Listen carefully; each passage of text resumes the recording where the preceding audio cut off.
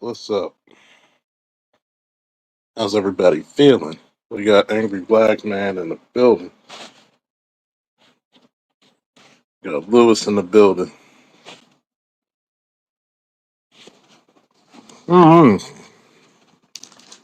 Gonna talk some good old shit. How y'all feeling today? Hopefully y'all enjoyed the zaniness of Grand Theft Auto 5 last night. Gonna probably do a little bit more gaming.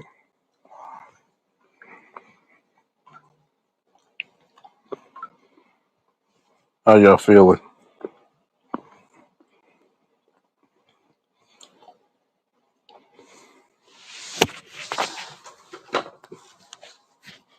Hopefully everything's all good, man.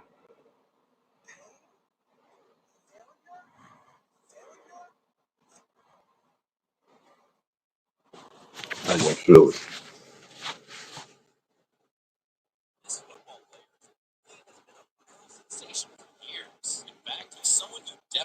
Just got home. See brother. Tonight's gonna be pretty freaking open, okay? Because sometimes I talk to my friends and they tell me stuff and it's not them, but situations they're around. Like my ex, she got a new promotion for her job. She got a new gig. Still in the system, but she was surprised that her old coworkers were hating. And I said, you shouldn't be because you're around a bunch of catty bitches. That's the black community in a nutshell.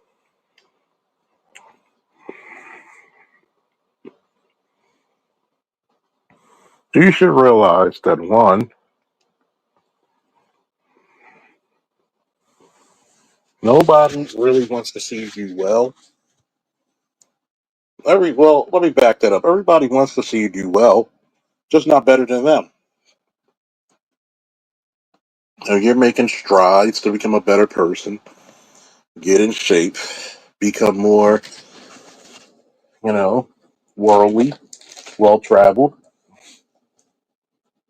increase your intellectual prowess.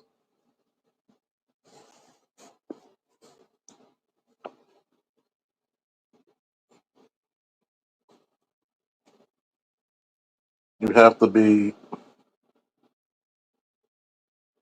you have to be very honest about your situation. So there's going to be various topics. You got to understand something. Success in the black community is not meant for you. It's not meant for you. Okay?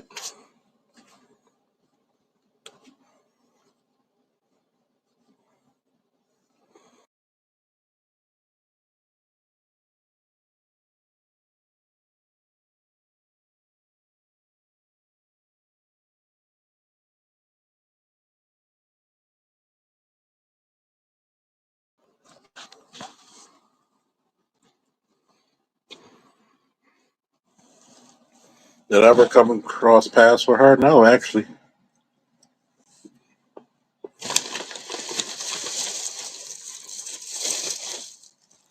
No, I have not.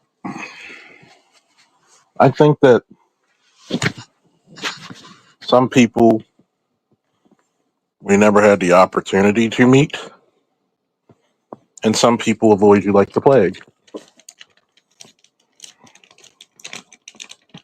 I prefer to do my thing.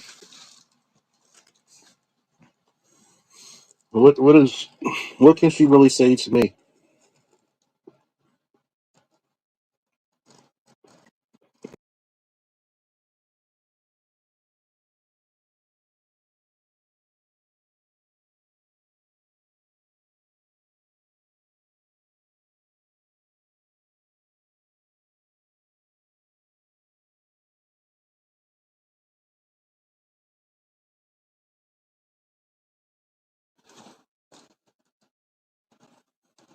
Hmm. If she passed, my condolences to her family.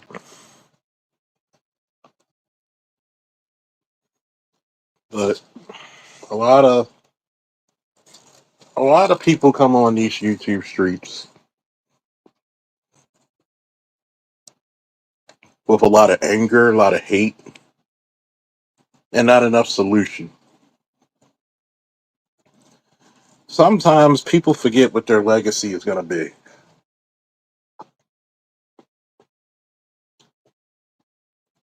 To give you context, Malcolm and Martin never made it past the age of 39. They both died at 39 years old.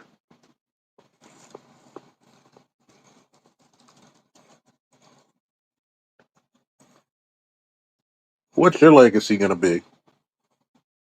If you could live 1,000 years, there's some people who will never achieve.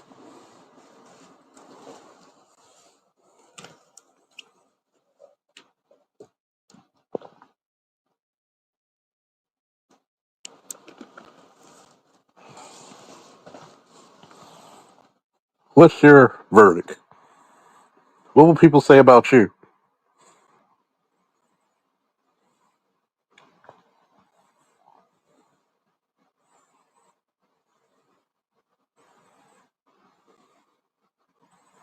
And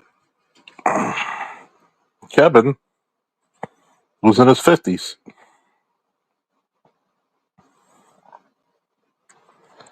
and he brought a revolution with him. As a matter of fact, he got even more popular after his death. He's probably one of the most rewatched YouTubers or streamers of all time. There's so many people making content still after his death, and it's been like what, 3 years, close to four.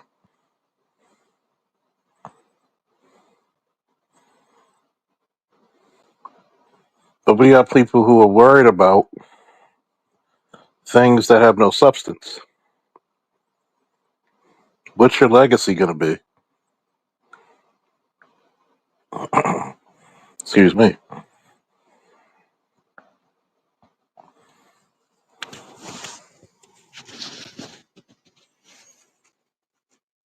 Do I fear death? Mm, give me a woo in the chat if you really want me to honestly answer that.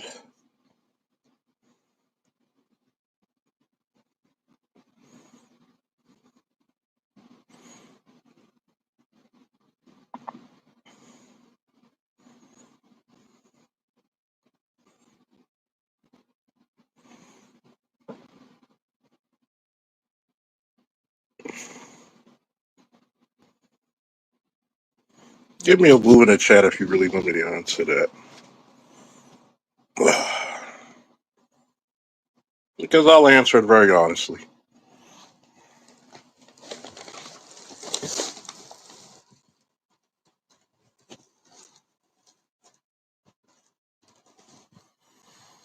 Only two people. I know we could do better than that. I know we could do better than that.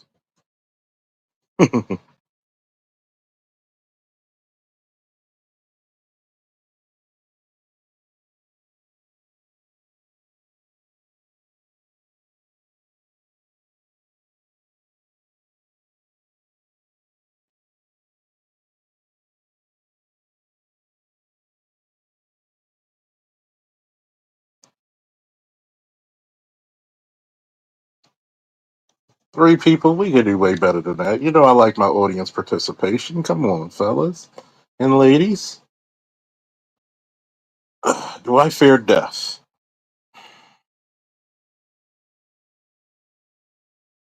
Hmm, that's a good question. Do I fear death? Honestly, not like I used to. I think that I have normal fears, but I've been through so much stuff that in my relatively still young life that I don't fear what normal people fear. Okay? If that makes sense. Because my body's trained and adapted through either training, experience, education, or just plain stupidity to go towards the danger. So there's a lesser fear of things that I used to fear, like compared to when I was 17, 18 to the nearly 44-year-old that's speaking to you now. My coach used to tell me this one statement. When he noticed, him and his son Pancho noticed when we were training how much muscle I was putting on. And your boy had a handsome face, and they were like, "Man, the girls must go crazy about you." And I said, "Hey, they don't pay attention to me." And they laughed and they told me, "Just get older, son." And that's what experience does to you. It's like, for example, remember when you were a little kid and you had to get a shot? You would scream and kick and be so belligerent and fearful. What happens when you really not tense up and you just take it? You don't feel it.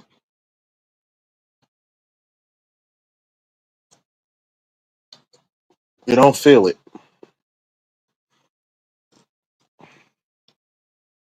There's times now I go to the hospital. I'm talking and I look right at the person, right where they stick the syringe. Hell, when I was in combat lifesaver school in the army, you had to stick your head to give yourself an IV. You take a testosterone shot, you're giving it in your thigh, or in the side of your ass, or in your stomach. And that's how I look at it. You have fear because you're still human. It's just you're less sensitive to it. Yes, I want to live. I'm not saying that I don't fear death. I think I still have a resonant fear of death, not just because I want to survive. It's because how it affect other people. For example, my parents, my son, my brother, my sister, my niece, my nephew, my great nieces, my friends. Even even hearing of me being in a hospital or being sick, there's at least 3 to 4 exes who would visit me. Even women that I never was officially in a relationship with, they would probably come and visit me. So you got to understand how my brain works, and this is an exclusive for everybody. In family, especially if they're siblings, there's always one heir apparent, the next to the throne, the next who's going to run the family, either through the death of the parents or the retirement of the parents. There's always going to be that one that everybody respects. Okay? If that individual falls, the whole clan falls apart. And what happens is that, and this is for men and women, by the way, because I told my ex, "You're the heir apparent." Matter of fact, you're not even the heir apparent. You're probably sitting on the throne. Because if your uncle's the oldest member of your family from your grandmother down that's still living and he's affected by drug abuse, you're the next in line, kid. You're the most responsible kid. You are on the throne of your family. You're the oldest and most responsible and most successful of your siblings. Why the fuck would anybody else listen to the older guy who's on drugs, on and off, even though he's older? See, that's the thing about rank and file. It does not just mean your age. Sometimes we give deference to it, but it also means your experience. It's not always the highest ranking person that leads the mission, it's the most experienced. If I'm experienced in a certain type of reconnaissance, executive protection, direct action, search and rescue, depending on whatever discipline you want to name, asymmetrical warfare, static warfare, medical, if whoever's the most experienced and knowledgeable of that field is probably going to lead that mission. Yes, the person of the highest rank is still going to be responsible, but guess what we're going to do? We're going to go off that guy's lead who's the most experienced. So when it comes to death, I don't have the same fear as a normal human being because I'm for the last 26, 27 years, I haven't lived as a normal human being. So my fear threshold is going to be a lot more extended than most people. Do I get startled? Sure. But how many calls and how many situations between 10 years in the military and almost 20 years, maybe 20 years if you count all the jurisdictions, have I been and seen, and not only the armed security business and private detective executive protection?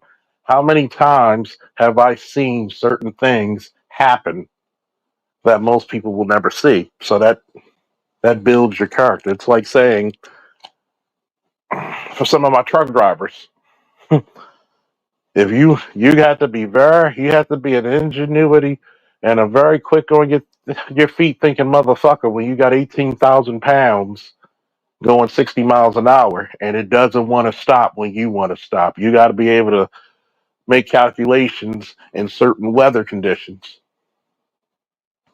For some of you electricians, you know what type of equipment you need and what type of voltage. You know what you can play with and you know what you can't. For some of my scientists, you know certain chemicals should never be even near each other, let alone combined. So when you have that experience in a certain field, it gives you some lead. Now, I will say leadway, but it doesn't make me tombstone courage. And tombstone courage is like what we like to call foolhardiness. Foolhardiness is saying, yeah, I'm going to go and I'm going to patrol and I'm not going to wear my vest today. You're a damn fool. I'm not going to put one round in the chamber. You're a damn fool.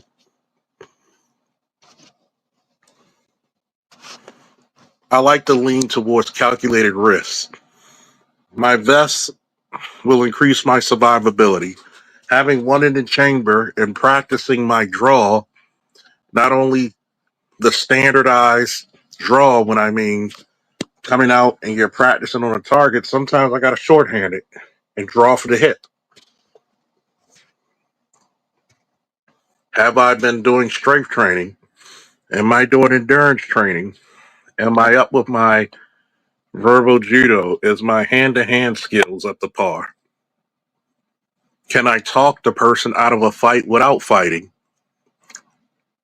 Does my flashlight work? Trust me. When you go into some of these homes at night or some of these alleys, you want a goddamn flashlight that burns bright as the sun. Because you want to be able to tell if that person has a weapon in their hand or a cell phone. You want to be able to tell if that's a person, period. You want to be able to tell, hey, I can see down the street, that's a pit bull.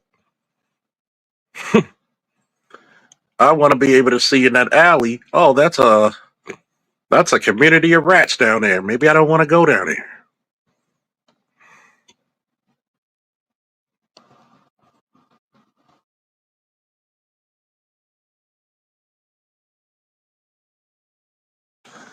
So when it comes to, I know that's a long explanation, but that's when it comes to fear of death. I have one, but not in the same term that people think. Next question: do I want more children? My son's 18, so it's no. Now, I will have one exception. If she's way much more economically viable than me, have all the kids you want. I'm about to get 100% disability. Okay. Um, if I get my 100% disability and you make more money than me, she will have the babies. I'll be the house husband.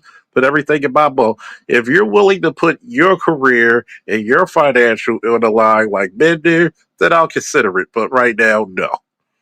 Any more questions since we here? Here's one. Do you think there will be a counterinsurgency spread nationwide against ICE? Uh,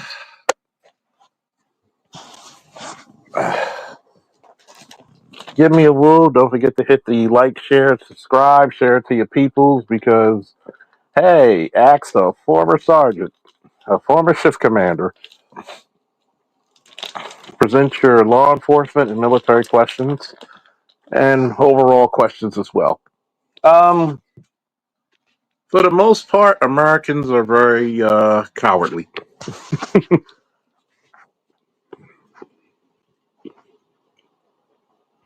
I won't say cowardly. I will say very subdued. This generation are not fighters. Can things happen, but the probability is no. Because let's give an example, right?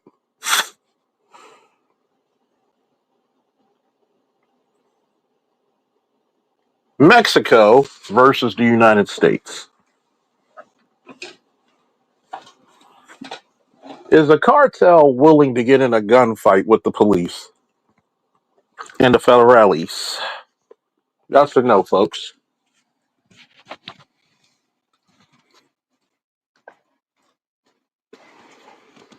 Would the cartel, are they willing to get into a gunfight with the Mexican military and the police?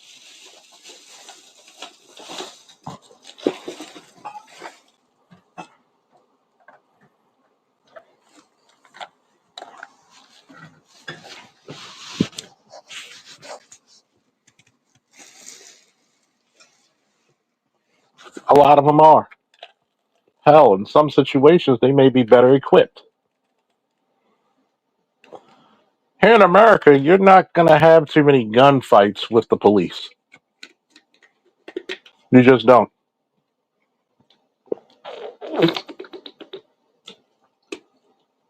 Especially with this woke group. I want you to think about it. Dude bought a gun to a quote unquote peaceful protest.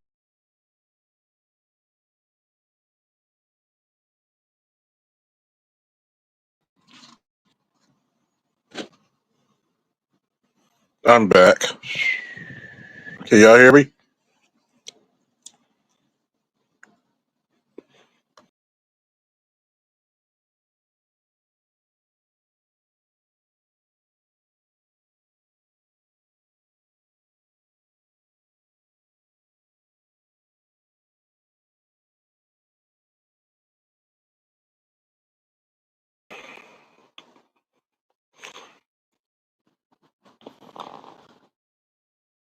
Dude brought a gun to a so called quote unquote peaceful protest. If he really was pissed about them and think they're Nazis and they're doing whatever Gestapo like heinous things, why didn't he open fire? You got to look at the mentality of people. Not saying that you won't have it, you'll probably have it in small factions, but nationwide, no. Most Americans want to be left the fuck alone, complain once in a while, and go back to work and receive their checks.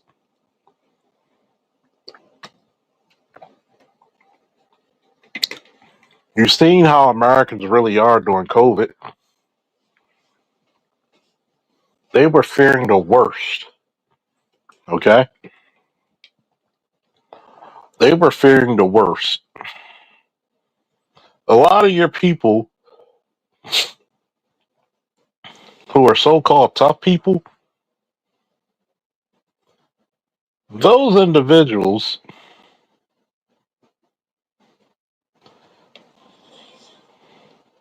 those individuals will not hack it. Everybody's tough until you put them in a situation and you'll see how much they'll either go forward and pursue or they'll break and bend. When your supermarkets don't have food, you bend people to your will. Most people can't farm. Most people cannot, you know, survive. I want you to think about it. In an urban environment, unless you have some dirt on the side in your backyard, how many people actually take the time to learn to grow food? Let's be very serious. How many of you even have the capabilities of raising rabbits for food?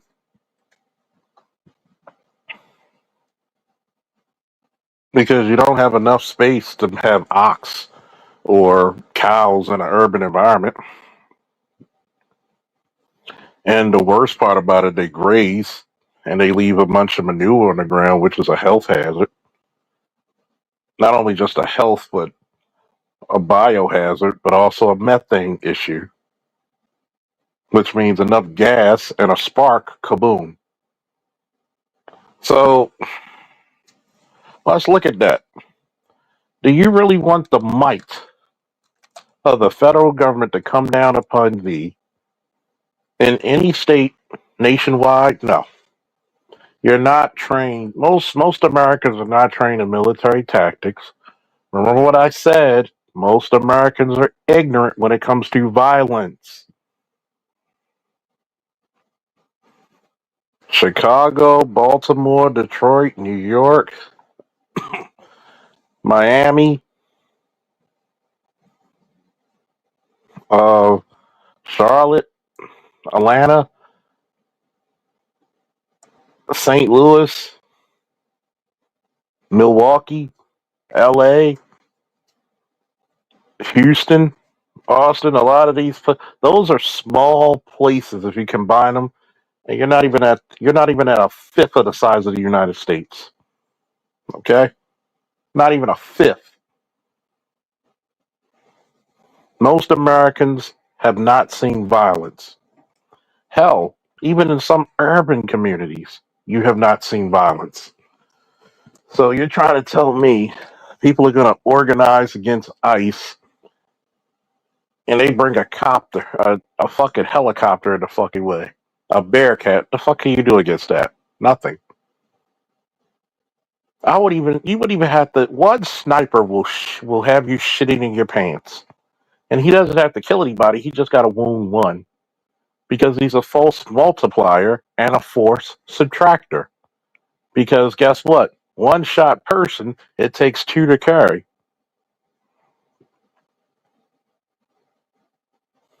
So do I think nationwide? You might have little things here and there, but nationwide, hell no. Next question: have I kept up with the Epstein files? No, not lately. Not lately. What's new with those? Keep the questions coming. I have not kept up with the files. Um, I think I think a lot of people are getting upset that he didn't want black people there, or whoever what he said, or some shit like that. I'm like, okay, shit. I think if that is true, it's the same thing, similar to when Kyrie Irving had his celebration on a boat, on a yacht, and you didn't see any black women, and they're like, how come you can't bring black women? So y'all want to be slutted out too? Because you know exactly what's going to go on that boat. It's going to be face down, ass up. A bunch of used condoms thrown into the sea. a bunch of faces getting painted on. That's what you want? You want to be invited to that shit?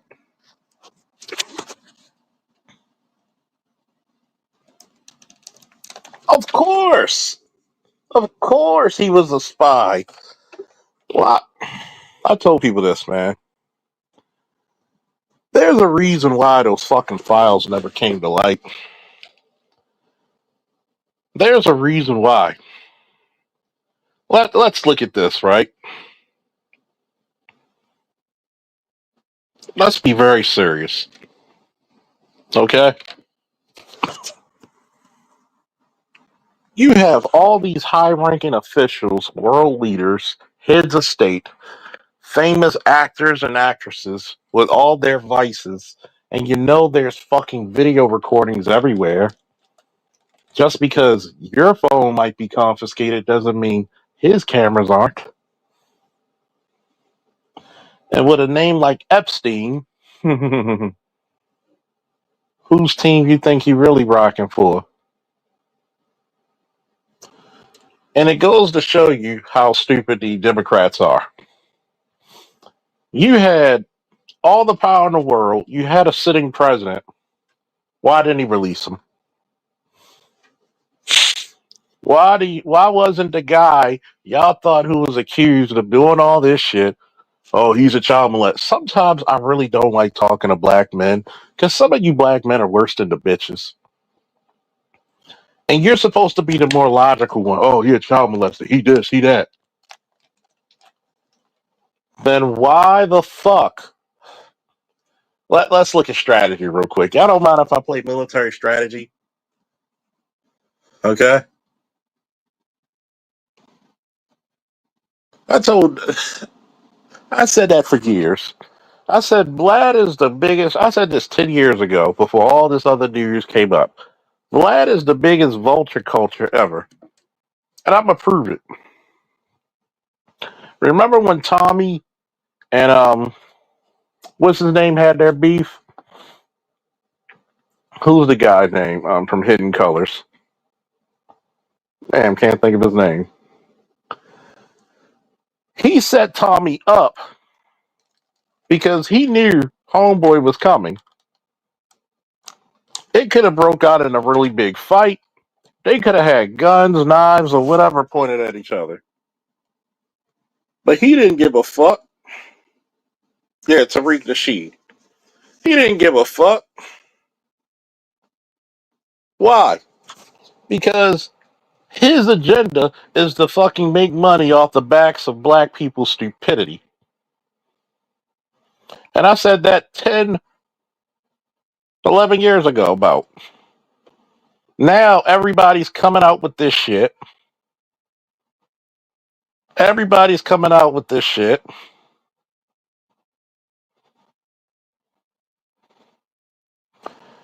And everybody wants to come out and say, hey, that's fucked up. He's stealing our culture. He's doing this. Motherfucker, you were happy with that motherfucker. You were in love with this motherfucker. You disgust me on every fundamental way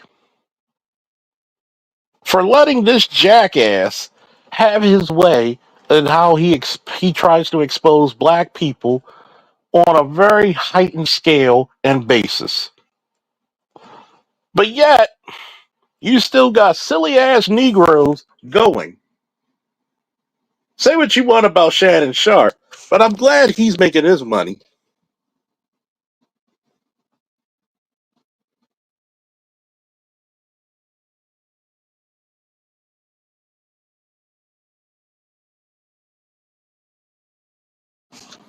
I'd rather go to Shannon. But you gotta go to this goddamn motherfucker. And this is one thing my parents was very adamant about. We can beef, but we don't do it to. We don't allow strangers to come into our house and know what family business is about. And black people have a bad habit of doing that shit. Because that same black man will play both sides to get what he wants out of your ass. He did it. He did it in slavery. He played both sides against each other, and he took all the fucking jewels and the people. America, we played the French against the fucking English.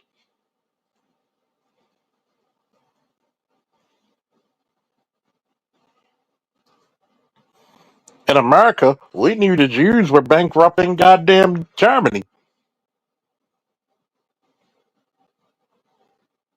Do I condone the Holocaust? No. But you have to understand what caused all that hatred. But that's the part history, and this is the reason why they don't want to teach true history because it's finagling. What's up, Mella? And when you allow fucking spies like that, you have to really look at yourself and the company you keep very closely. Because what do they always say about devils? They only have three mission objectives: to steal, to kill, and destroy. The shit that Epstein was attempting to do was fundamentally catastrophic. You could have fucking literally set countries ablaze. And these are the same motherfuckers that they point out 80 years ago, never forget, but they'll tell you slavery was a long time ago. Well, bitch, you have your country and weaponry from the United States and monetary backing from Great Britain and the United States. We still looking for our fucking reparations. I don't want your fucking apology. I want the greatest apology you could give me is the fucking money that you made off of my ancestors and my backs. Because best believe if you pay taxes, they still make money off your black ass. Because you do know your tax refund is a basically a check from the government that says thank you for investing in us. We're giving you this money back. Not everything we paid you we took from you. Not only we not going to give you everything we took from you, but we're going to pay with no interest. And oh yeah, by the way, if you don't pay this, we'll put you in jail. Even though there's supposed to be quote unquote no debtor's court. How about them apples? How about them apples? ABM said America could have saved 2 million Jews for $2 million, but the U.S. refused. Yeah, yeah. It's like the old school Hulk Hogan. That's not going to work for me, brother.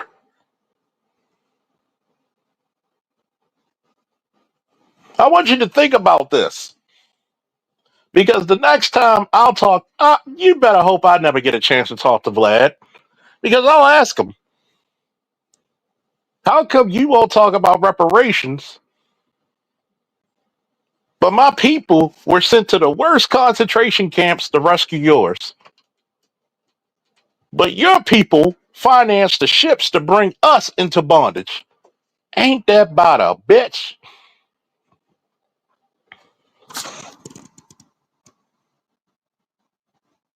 See, it's funny when you actually know history. Who are the financiers and insurance agents for these fucking slave ships? What's the old saying, people? Party people. Follow the fucking money. Men lie, women lie, money trails don't.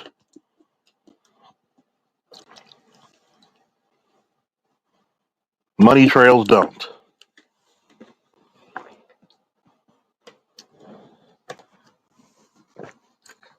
You want proof of that, folks? How the fuck did you get crack cocaine over here in the United States? Could the average black man afford cocaine? The average black woman? Everybody and anybody know that's a rich man's drug.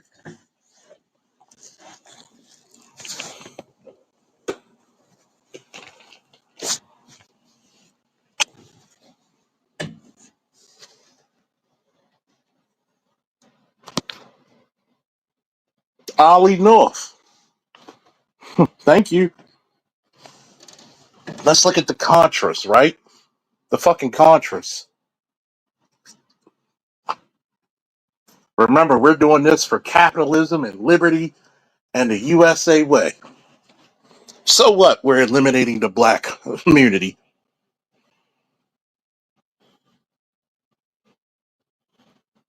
Yes, because the first guy, what were the first goddamn things sold on Wall Street?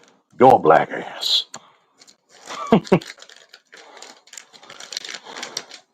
So I don't want to hear this whole I feel sorry for immigrant shit when we still got a thing going on. Like me and Mrs. Jones, we still got a thing going on.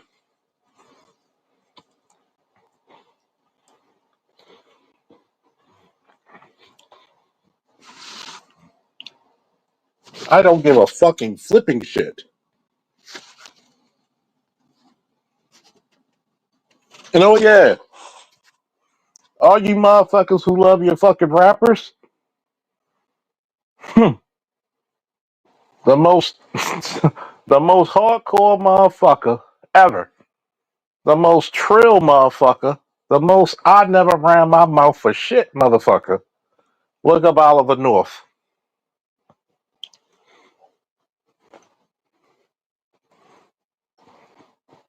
Look up Oliver North. How do you become a TV correspondent after getting your rank and pay removed and somehow you get it back?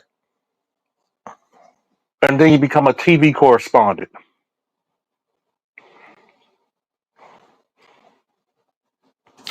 Only in America, right?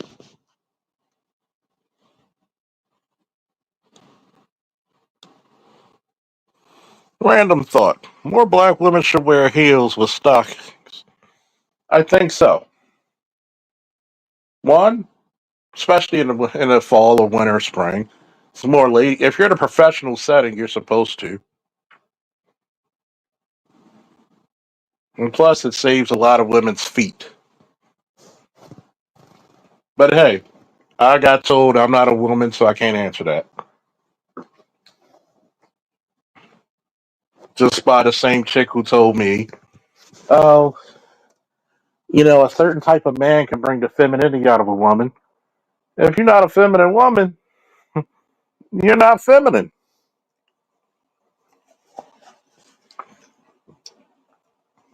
There's no masculine, feminine principle that we need to box in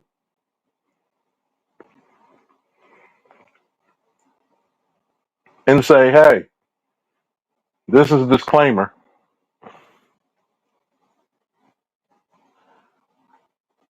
You can't judge women because you ain't a woman. Well, my God. But you know what that chick said? Well, it's in a man's nature to be protecting. I said, so what if a man told you, if you're not a feminine woman, if you're feminine enough, it'll bring out all the masculinity in me. Oh, you don't want to hear that, but I'm supposed to stick around and hear, I got to bring out the femininity in you. I call bullshit a 100 miles away.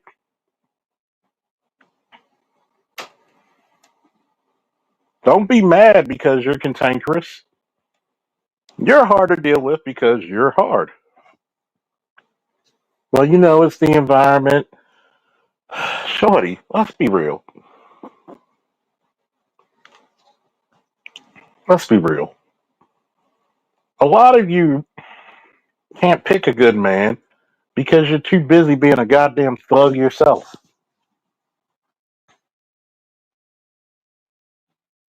Yeah, very elegant, right?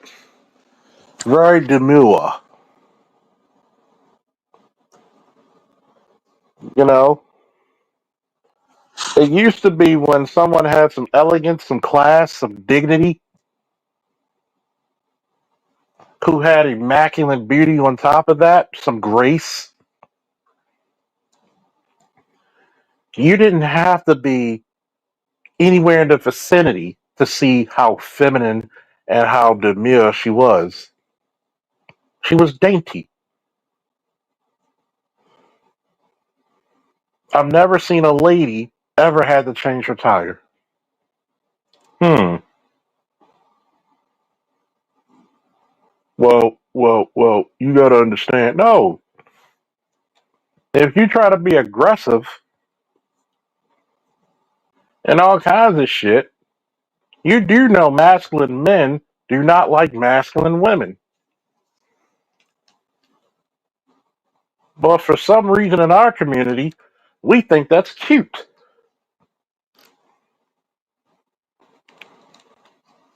And I'm not talking about the tomboy, the chick who might be an athlete.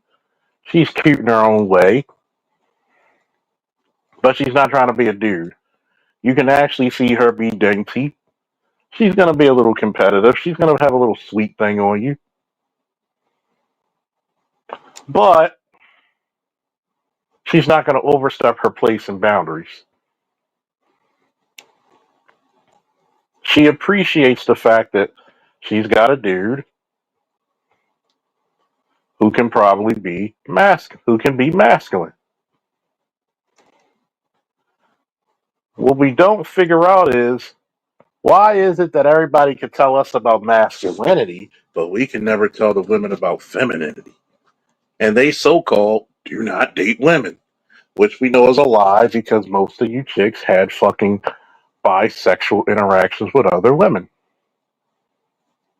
Hell, let's be honest. Some of you ate more vagina than I did.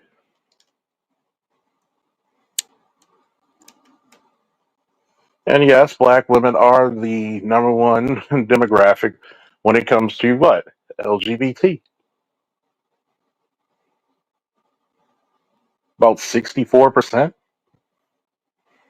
of black LGBT are female.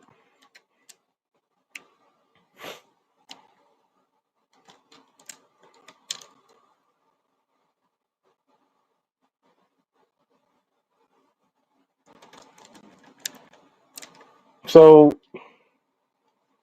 when we look at this phenomenon, we have to say, is our masculinity respected? Is it vaunted? Is it warranted?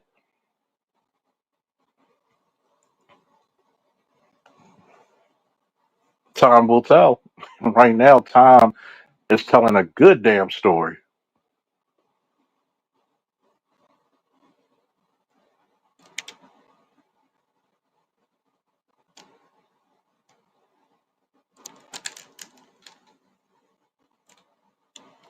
Time is telling a good damn story.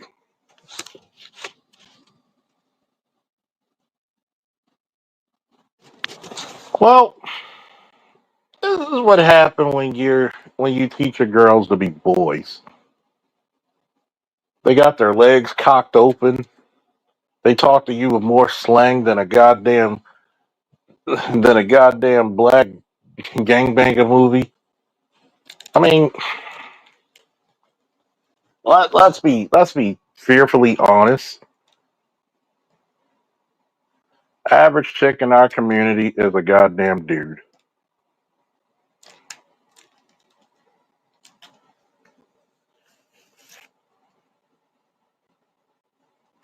Average chick in our community is a goddamn dude.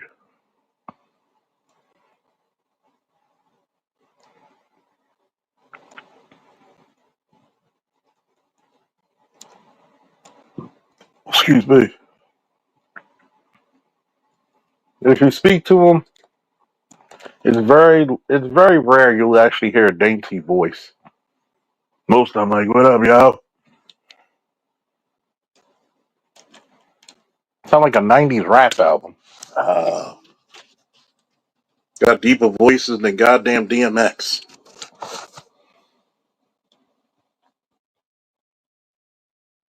They tell you all the times they fought their baby daddy.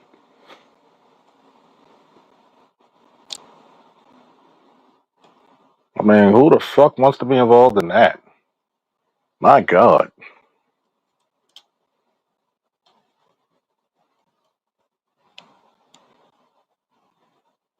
Like, let's just be serious. Come on, fellas. Keep the questions coming. And ladies.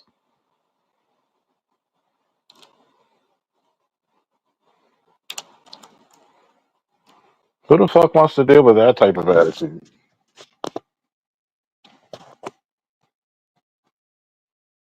It's called exercise. Limit your sugars. Do a lot of leg exercises where you're releasing a lot of free testosterone. Um, get a lot of exercise in. Drink water. Drink some more water. Cut down on your alcohol, percentage.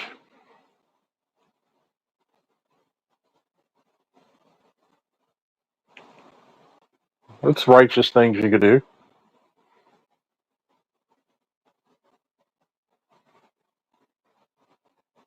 Limit your sugars.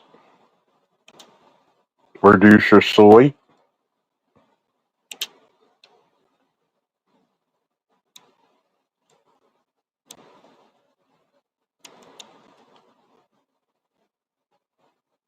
A little bit of stuff you could do.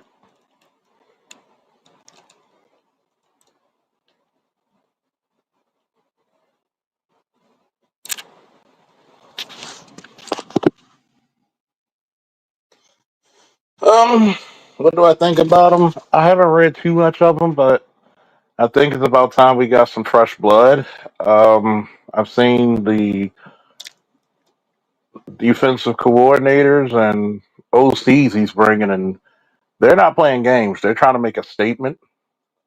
And I know that Lamar was in those meetings for those coaches, so you're going to get somebody that's going to be able to tailor to Lamar's strengths. You want an OC. I think you need, it is really important not just to have a good OC, but a DC, defensive coordinator, who can make the Ravens' name and defense feared again.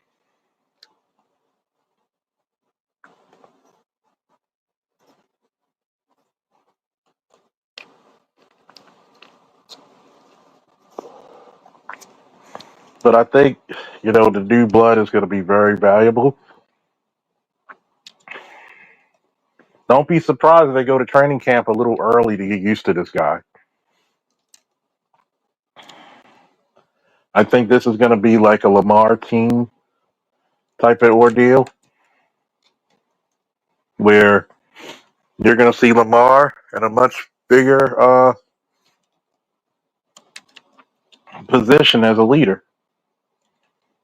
You're gonna see him call a lot of his own plays more and more.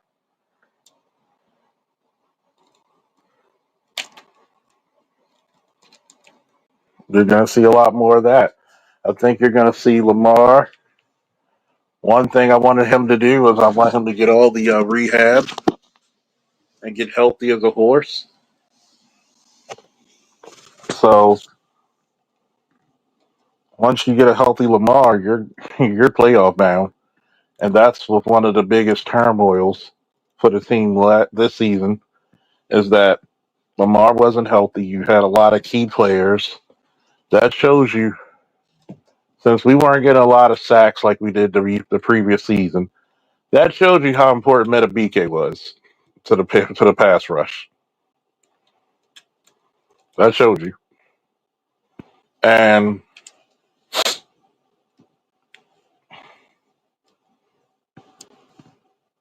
you're going to have to get somebody on that goddamn line that's screaming off of there. So it's not only just the coaches. You got to have players who can play. And I said we need to make some moves to get a young stud who can get off that fucking line and scream, or a vet. Team him up with a goddamn vet that knows what the fuck they doing, and get a monster in the middle that can stop that goddamn run.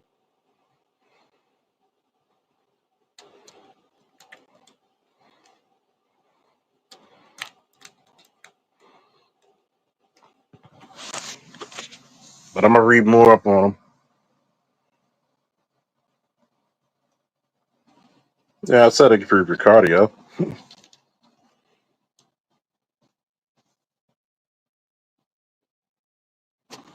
Keep bringing your questions.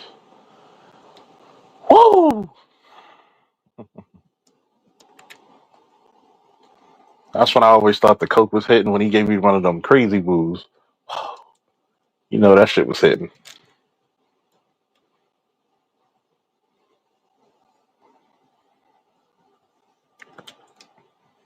But yeah, this is one of the things I think that the space itself needs to be more remarkable of, you know, what are men going to do for their health? Because May was talking about black health. I talked about that years ago about black health, black male health. If you notice, a lot of black men are taking their health much more seriously than years prior.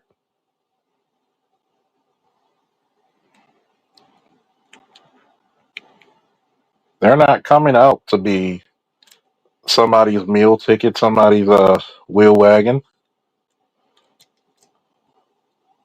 No, a lot of these people are taking better care of themselves in droves.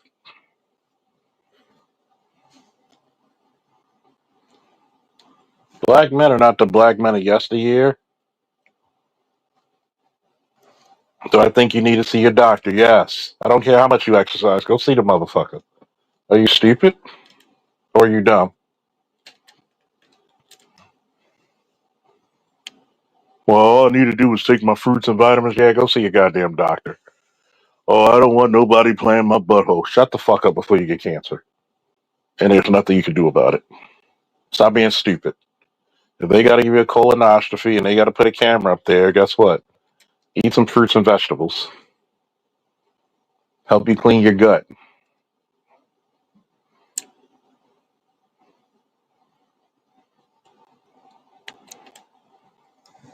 Oh, well, why I gotta do that? A lot of you need to go to your doctor and actually get a wellness check. A lot of you do. Nobody's perfect. So go see your doctor. A lot of black men need to stop this shit. Go see their doctors. Be happy. Stop waiting for your women to know all your goddamn business that you do. I think it's shameful. Get your blood work.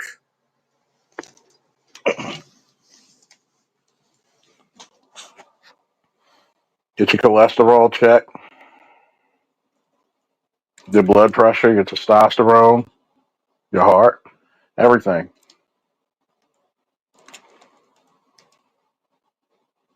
Your woman should not know all the shit about you. You should know more about yourself than anyone else.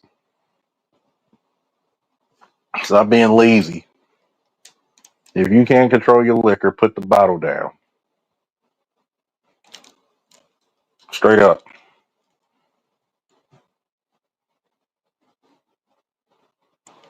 If you can't control the liquor, put the bottle down.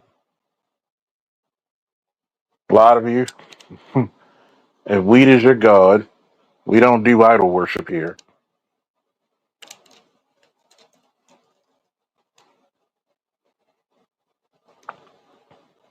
We just don't. A lot of you are doing idolatry with weed. Oh, it's natural. That shit ain't natural. If they fucking synthesizing this shit, it ain't natural. Stop fooling yourself.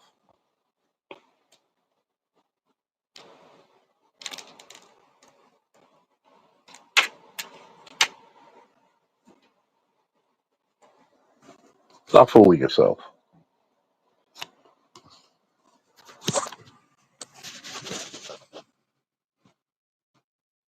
Will the Democrats shut down the government again?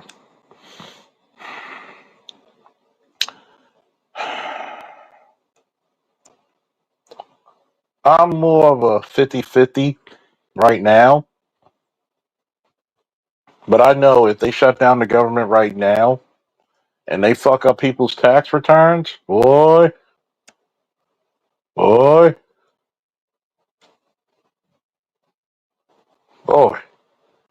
you will see them motherfuckers voted the fuck out in droves. Go ahead, fuck up people's tax returns.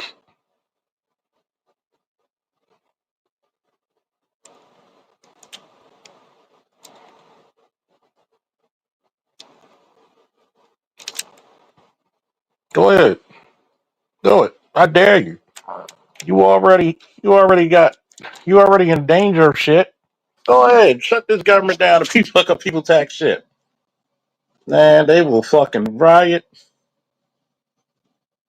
They will fucking riot. You right, Andrew? Get your shit checked. Think about this. You already lost the Senate. You're trying to regain the Senate. You already shut down the government and put people out of work once. People don't believe in you as they used to. All right? You're already looking like a very faulty ass party that only care about women and gays. Let's just put it out there. Don't blame me for this shit. Just put it out there.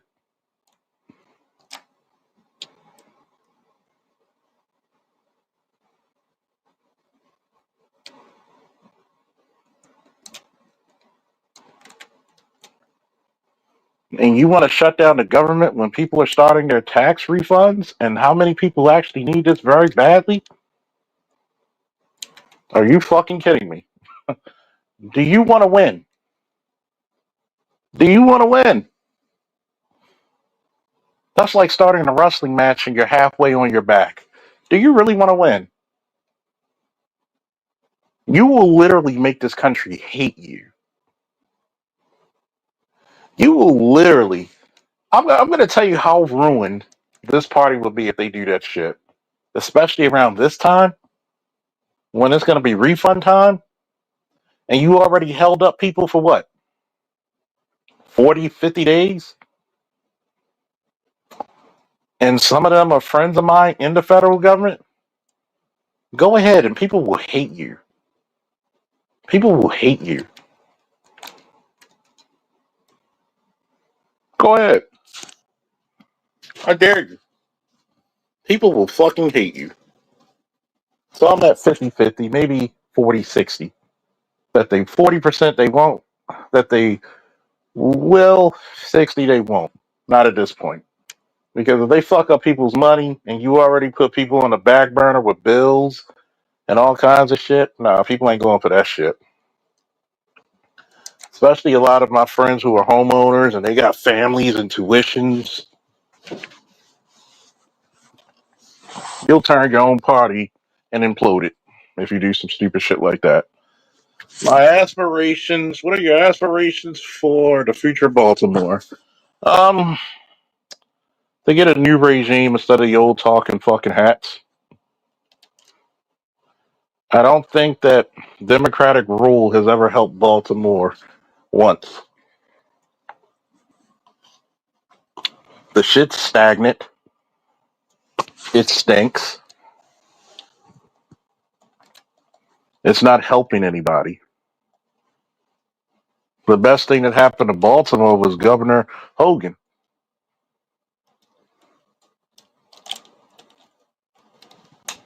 Let's be honest. You had three Democratic women mayors all leave in disgrace. Gee, I wonder why.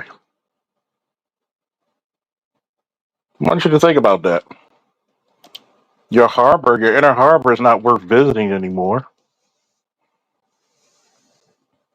I mean, it still is to an extent, but you have a whole gallery mall connected to the Renaissance Hotel, and it's closed.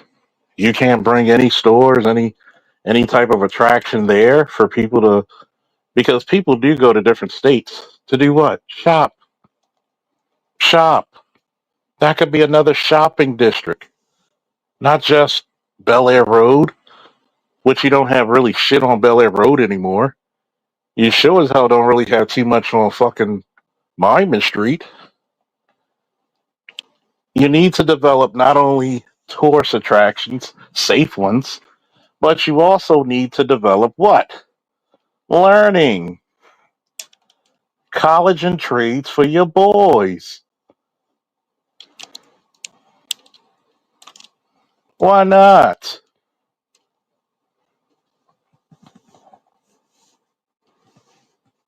Hmm. If you're not gonna develop it to your boys, just say fuck it, we're not. I'd rather you say it than have us guessing and saying you're forced.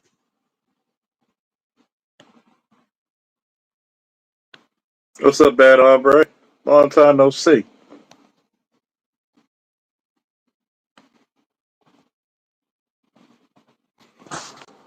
Why not develop the education for the boys? If you're gonna do youth works, why not get the youth works into the trade programs and actually have those boys do what? Work on these vacants or work on some of these fucking places under the tutelage of a master plumber, master electrician, master carpenter, and actually get some work experience with a real fucking job instead of some bullshit, hand me down bullshit. Why not that?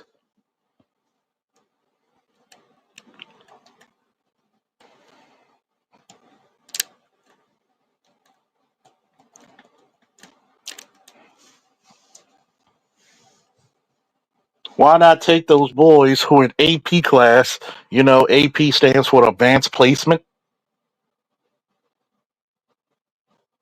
the ones who are going to college, and put them with professors, both college professors and college students in the same field they would like to be in, and mentor them, put more money back in the upper bound, and have all these kids go to Morgan, Coppin, stay on the campus, go to class like I did in the 90s, go to field trips, go to college tours of different HBCUs around the Eastern Shore.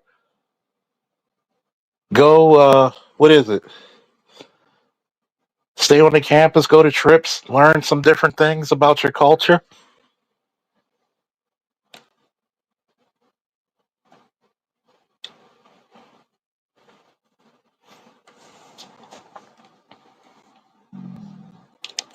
You're gonna have to make the boys responsible. Why not send some of your boys and invest in Black Line Security and training them to become security agents, private detectives, executive protection agents? Why not put the protection responsibility back on the boys? Make them responsible. When you give somebody responsibility and duty, they treat their city differently. Yes, no, maybe so. Give me a woo if you like that. Oh, trust me, I've missed the nightlife, the clubbing, the dining, some of the best fucking food in the country. But you let all that shit go to fucking waste. And you wonder why I said we need a new regime. We need a new party, actually.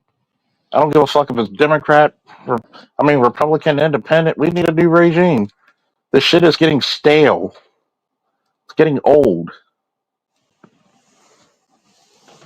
It's getting old.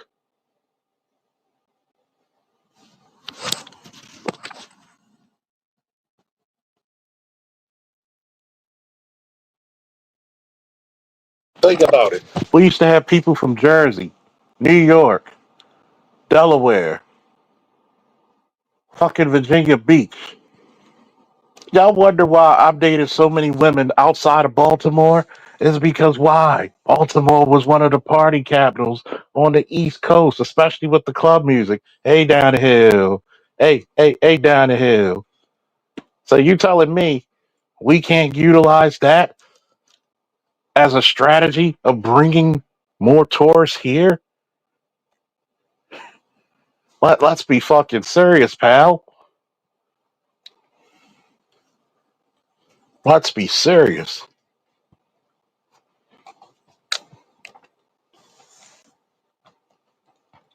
While I was speaking to y'all guys, I was smoking this dude on Madden. It was beautiful. Fucking beautiful. I can multitask, baby.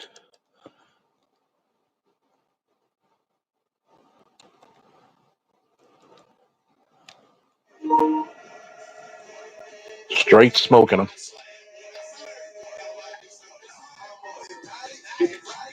Yeah, cut that out before they cut my string. I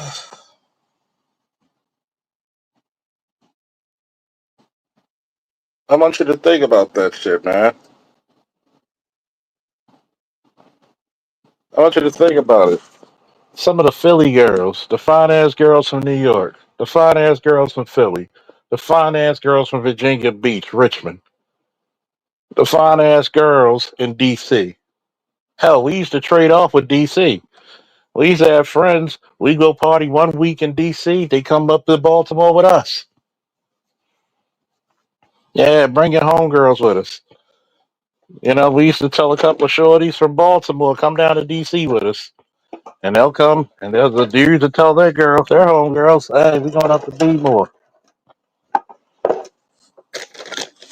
I gotta ask permission because, you know, I'm a young lad. Y'all don't mind if a nigga smoke a cigar, do you? Do you mind if a nigga smoke a cigar? I don't know if y'all like that shit, but can a nigga smoke a cigar? I'm just asking for a friend.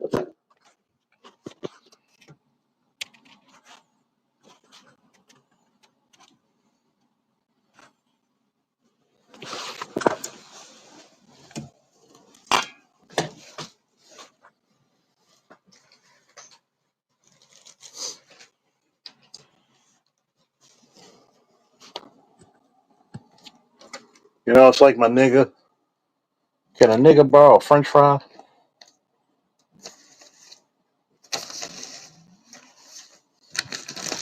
And you sit there and you're like, how does a nigga borrow a French fry? What is he gonna give it back?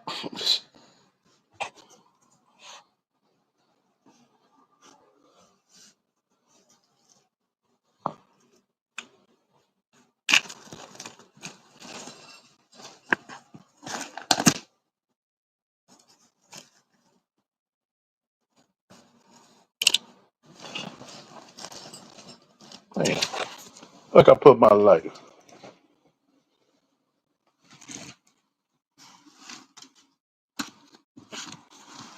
You ever look for something and you find something else you was looking for earlier?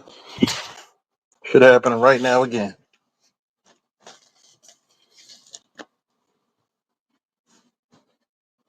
Motherfucker.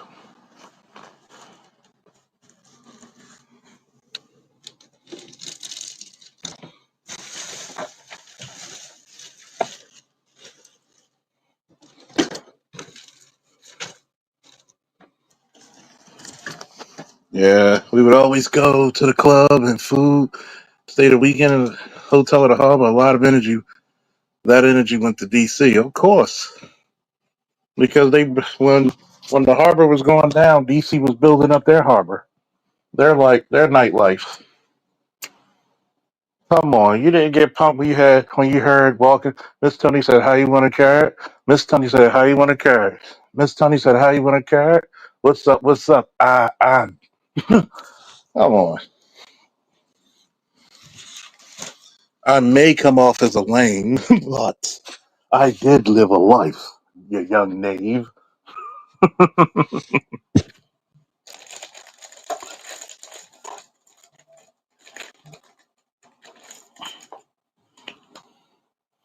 If you're sitting down, get your punk ass up.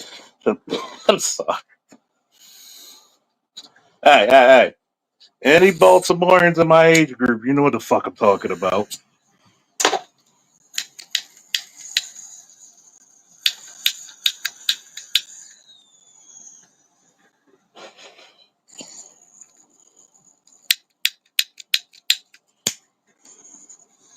If you're sitting down, get your punk ass up. Oh yeah. I'm sorry. Shit. I might need to find out how can I do a multiple club mix fucking video.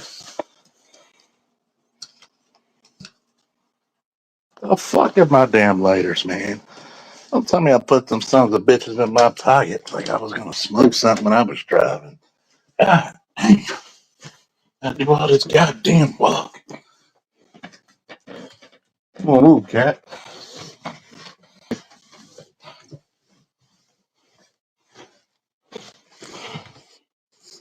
I don't know what my cat like coming on the steps doing like you doing a photo shoot or some shit.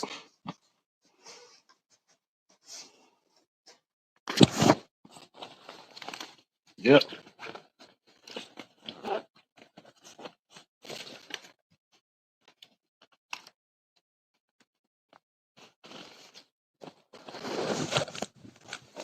If you're sitting down, get your punk ass up. I'm sorry. My 20s were good to me. What about you? Any more questions or should I open up the panel? Just give me a few more questions, then I'll open up the panel.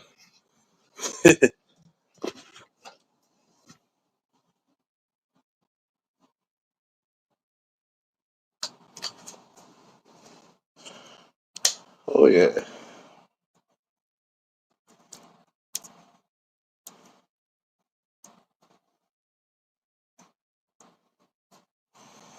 Oh, boy. I'll put it to you this way.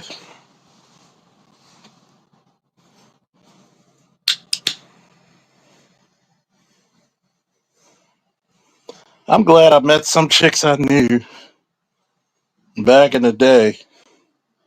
I know now and not back in the day.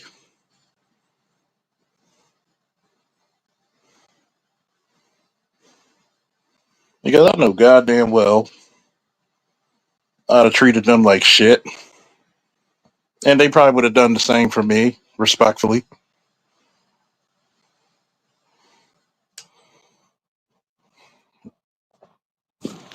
Oh, yeah.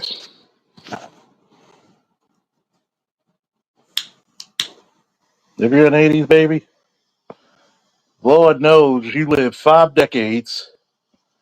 You seen a new millennium, a new century, 5 new decades, and you're not even 50 yet.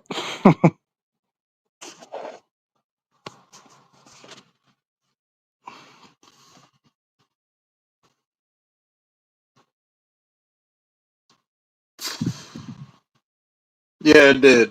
Because where Port Covington is, that's where Inner Harbor Ford was. My grandfather worked there for 30 years. Raised 4 kids, got divorced when the last one was about what? 17. Said, fuck this shit, I'm out. Became a master mechanic with an 8th grade education.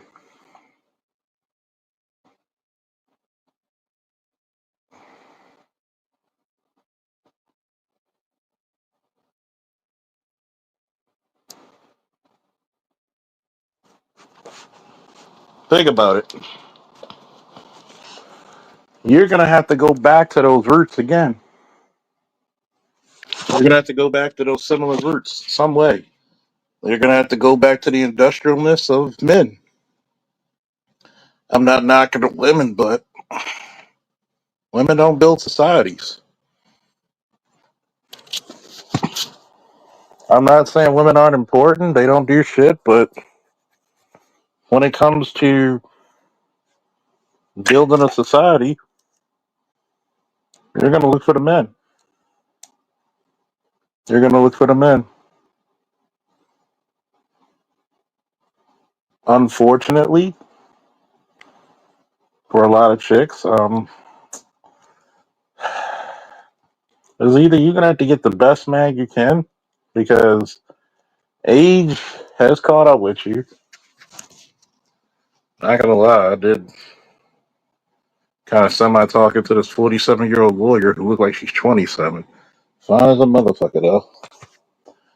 Hey, if you make that much more money than me and you got real estate properties in New York, I'll be a house husband. Charles, she makes more money than you. So what? I'm a winner. Duh. I'm not saying I would use a woman for her money, but hmm, hmm, be a smart nigga.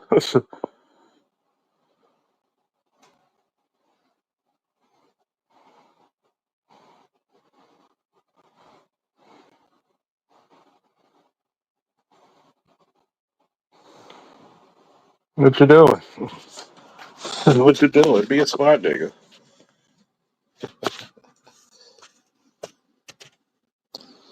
Well, this is what happens when you send all those jobs, all those important build a nation jobs outside the country. And guess who took advantage of that? China. China.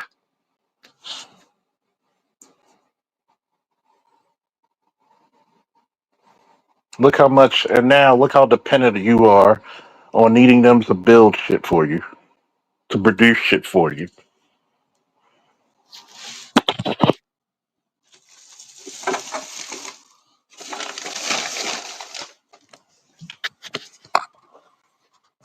Yeah. If you got a chick that makes $500,000, yeah, pay me.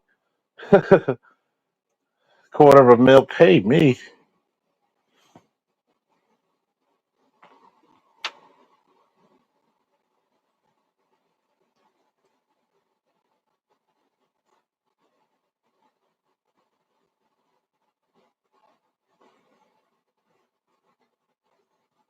Yeah, I tell people all the time, if you're gonna get a woman, if she can't help you build your business, the fuck you with her for? Pretty looks.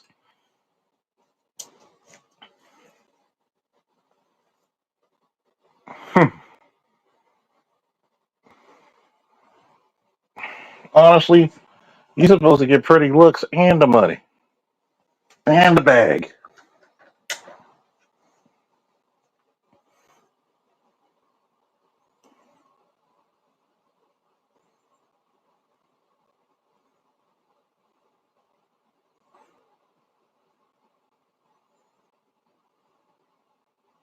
Get the looks, get the bag, get the money, get it at. So guess what? What if you one of those Negroes who can get all of them? Don't get mad.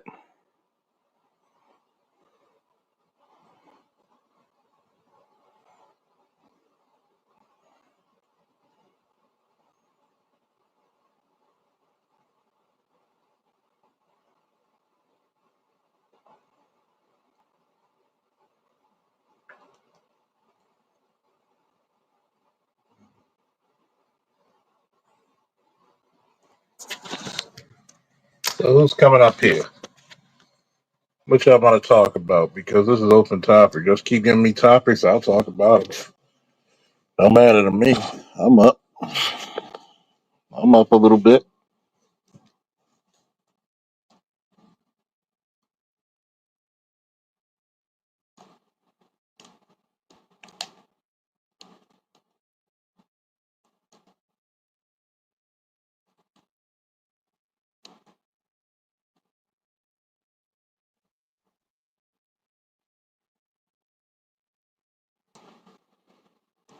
'Cause right now, we're gonna talk about some subjects.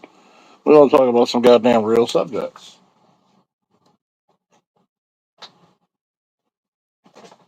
Shout out to my boy, the Raj Report, early in the morning when they were talking about the white dude who was shot by ICE. I'm gonna reiterate what I said on his show. Since he's trying to keep the bad language down, and my channel, we encourage the bad language. I like having the ability to say, I feel nothing for that dude. You're an idiot.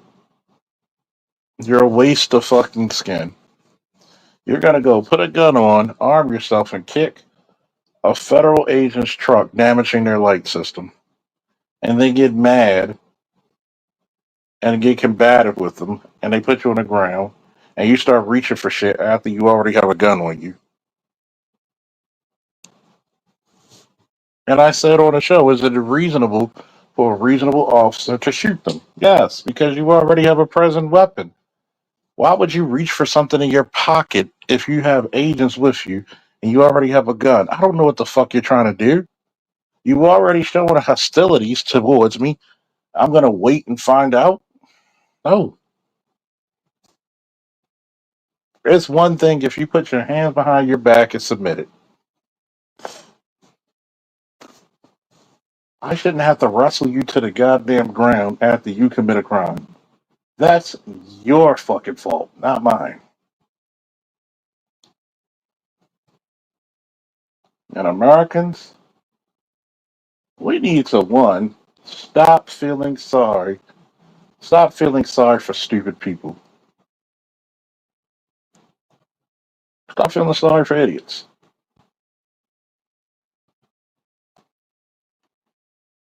Stop feeling sorry for idiots.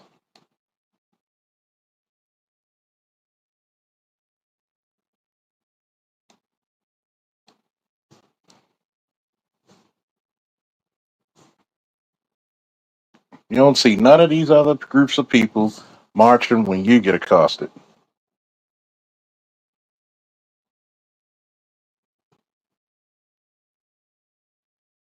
You don't see that.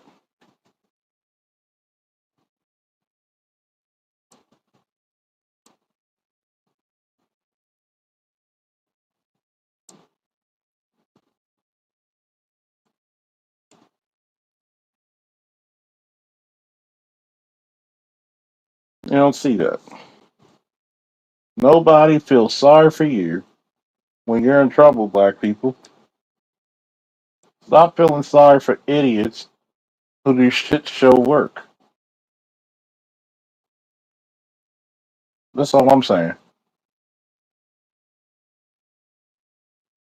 They're not going to feel sorry for you when you're locked up. Nobody knows you.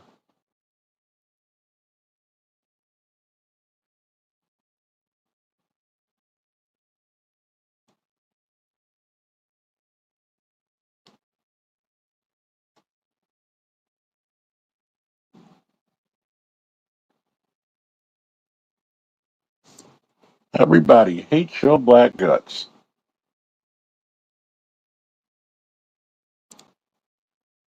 Oh man, that's not true. Bullshit.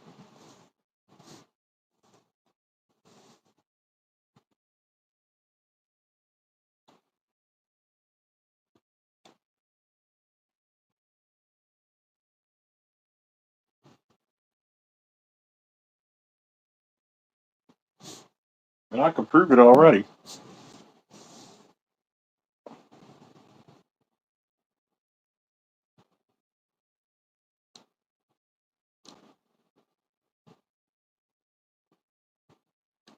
How many of these people gave scholarships to you and your people?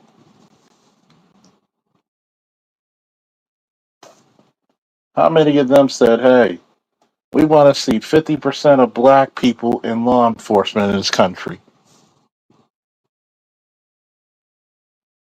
Nope.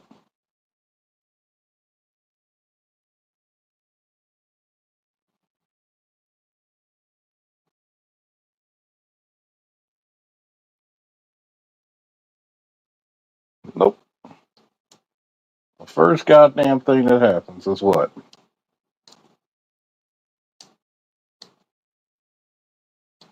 Well, we can't do anything to your, we can't do anything for you, sir. Why not?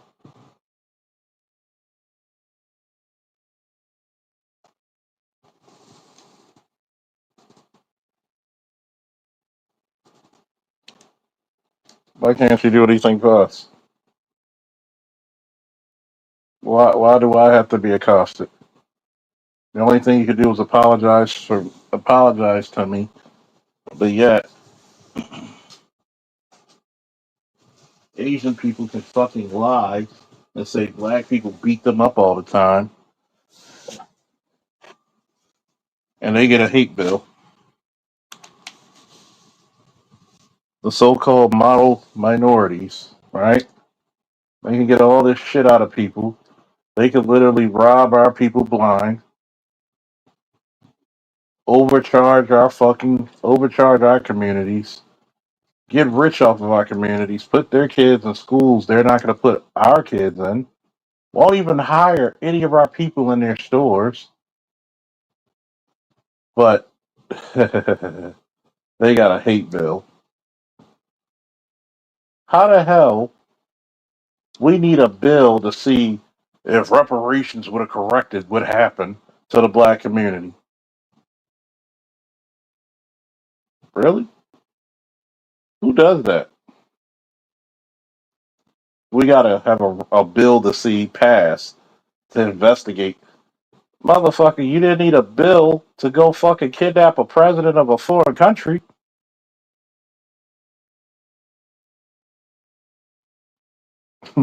Did you wait for congressional hearings then? Did you wait for a bill passed to hear then? And this is how you know black politicians are full of shit. Y'all not raising hell about reparations? Then what the fuck you there for? Oh, to get your pockets fat.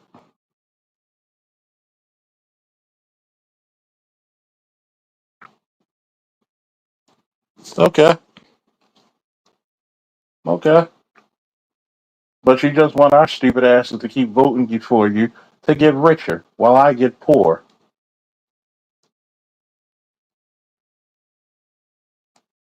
Oh well. Oh well.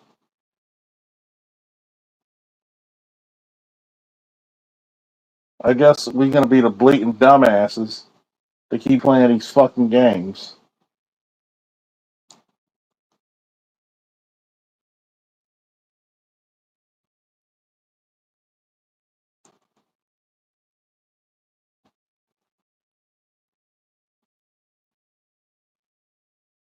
That's it.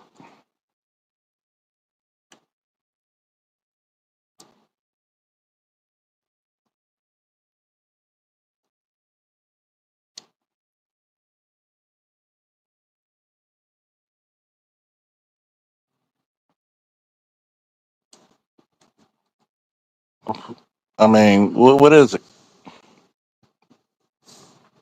Not only did they cut them a check, Roy, they gave them a fucking country with armaments and and sovereignty.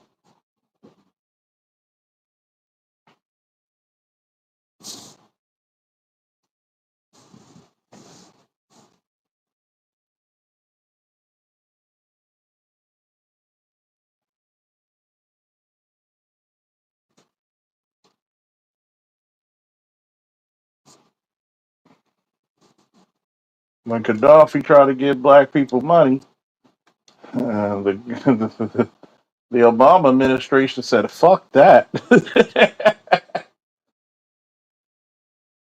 The Obama administration said, "Fuck that." No, no, no. I can't go for that. No, no, no, can do. You want the body and you want my soul. Hell no, you ain't gonna get that.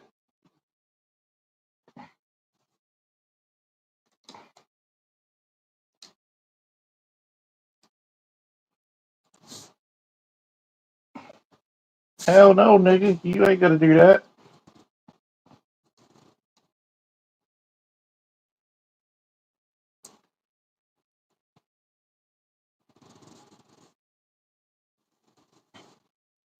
You ain't gonna get none of that shit.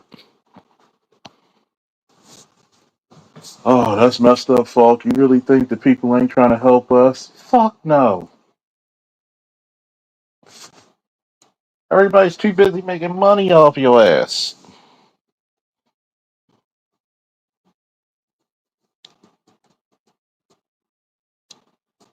We're the damn fools who don't return the fucking favor.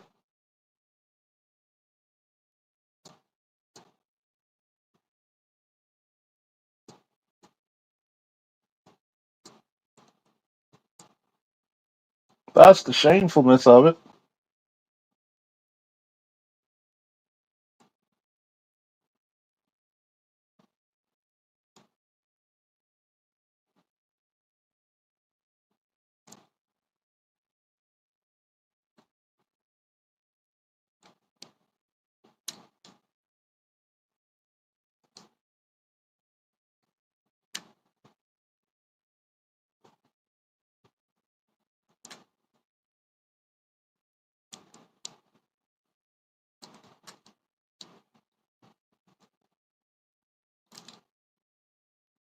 That's the shamefulness of it.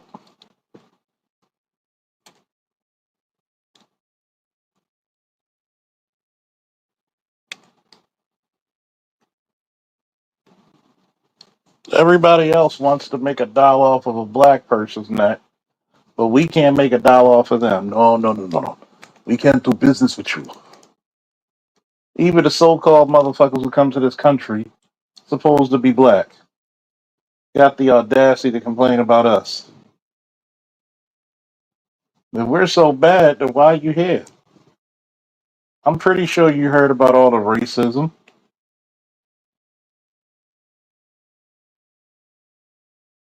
the bigotry. Why are you here? We do so much better because of our culture. Black people have in America have no culture. But why do your kids want to dress like us?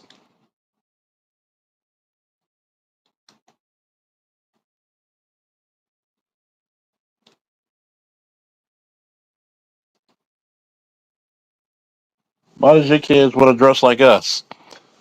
I don't see them wearing no goddamn dashikis.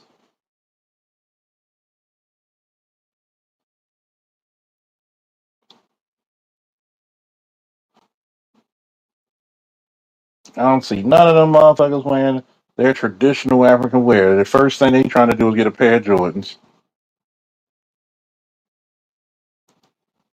First damn thing they trying to do is get a pair of Jordans. Let's be serious about this shit.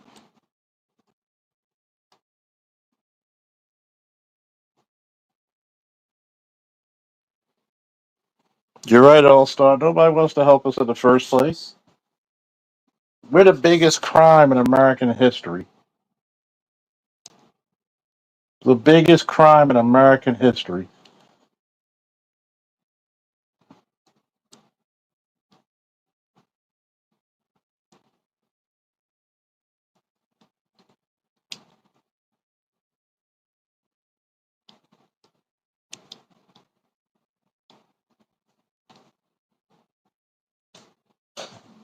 Nobody wants to admit their crimes to black Americans, even the Africans, because they still hold the receipts. A lot of those well to do Africans, a lot of their money came from the fucking slave trade. Did y'all know that?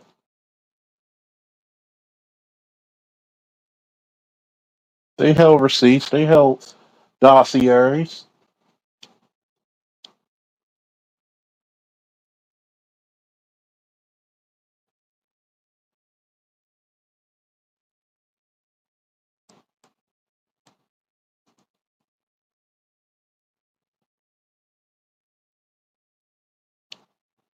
but you're not allowed to do that shit. You're not allowed to take advantage of this America.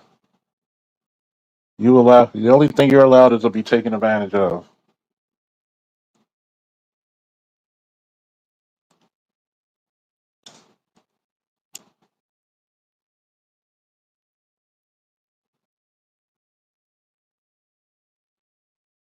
That's all. You're not supposed to be a human being.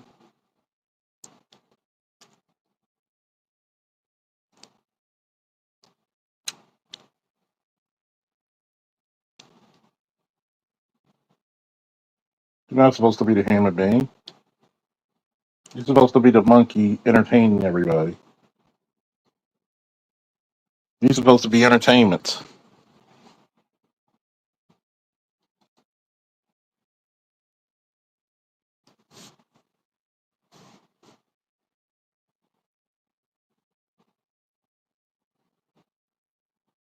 You're not supposed to be the free thinker.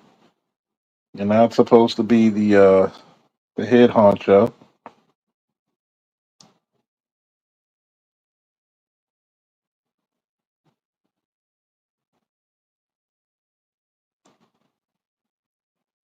You're supposed to be the guy who gets used like a carpenter uses a tool. This is why you're the greatest baby daddy of all time.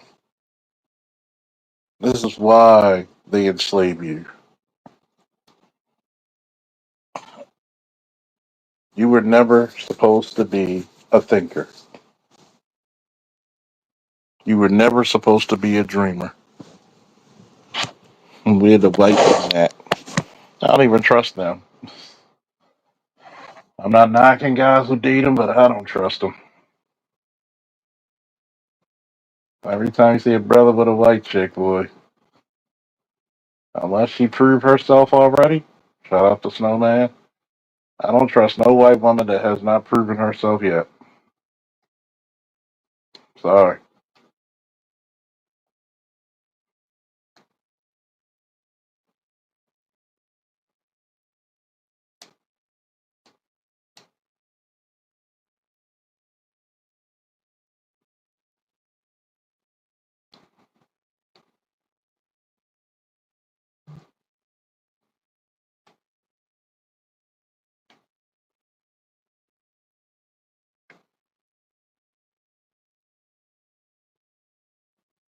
A lot of these chicks will fuck you in the backhand, man.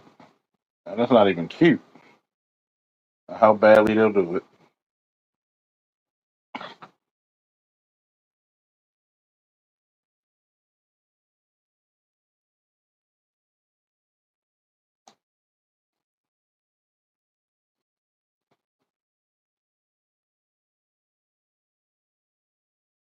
It's not even cute how bad. I'm baffled that black people are so willing to trust white people. Well, you're taught that way from slavery, man. Remember what BGS told everybody? It's slave culture, man. Slave culture will set you free. Yes, it will. Yes, it will.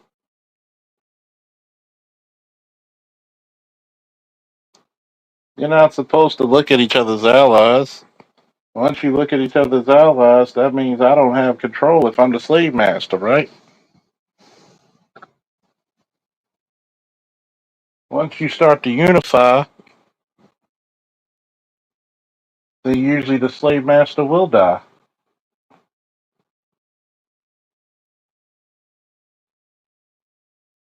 I want you to think about that.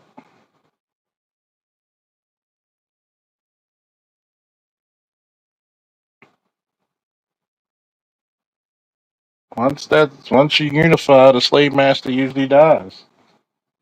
It was vital for him to keep division in those slave quarters. Even if he didn't like your black ass, if he gave you a new coat or gave you fresher meat or a bigger chicken, something the other Negroes didn't have,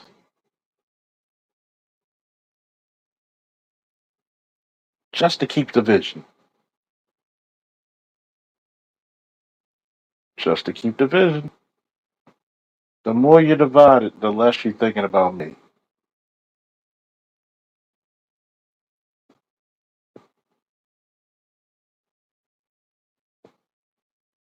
That's the rule of thumb.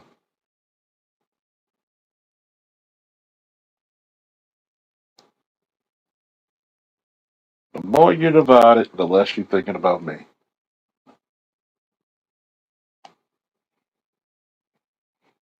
Who has spent the best DDT move? That's an easy answer.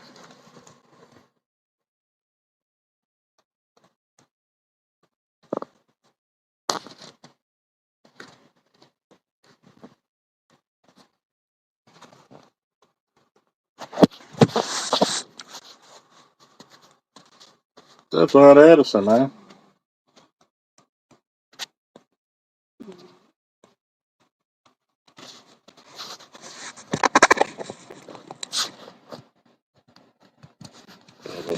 I'm stuck like that. Okay. Usually I show it, but it's Arn Anderson. Even over Jakes. I love Jakes, the innovator, but Arn Anderson was smooth with his shit.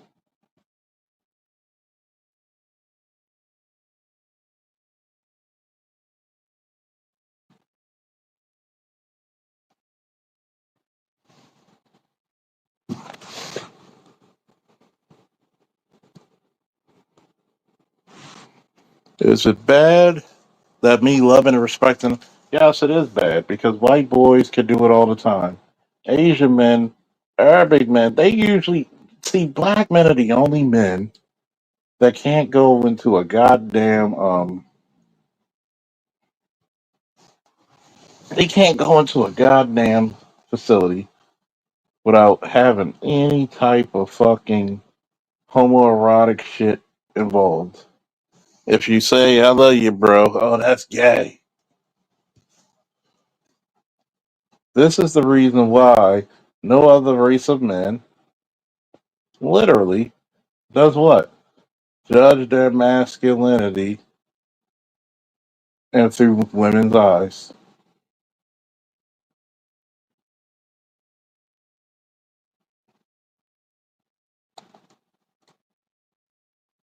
For what?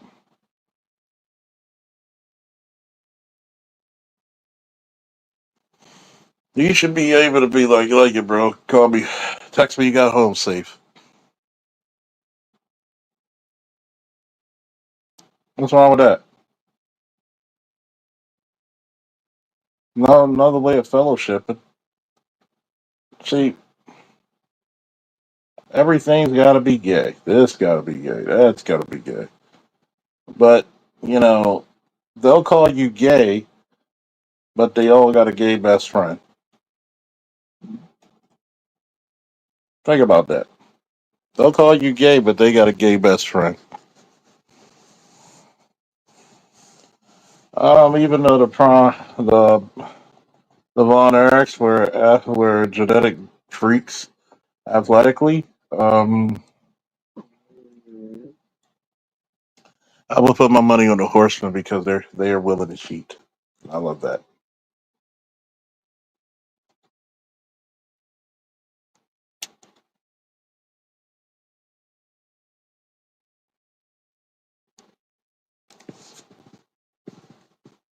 I love the fact that the Horsemen are willing to cheat.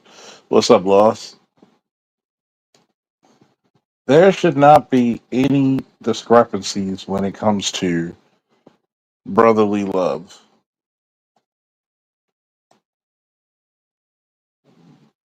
How come that white boy Marine in Fallujah can say I love my fucking Marine brothers, my brothers in green, but if I say I love my brothers black men, I gotta be threatened with homoerotic slurs.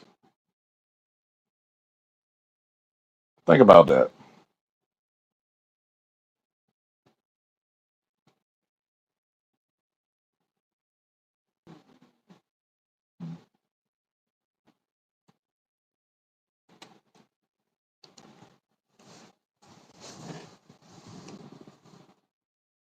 We destroy ourselves with that bullshit.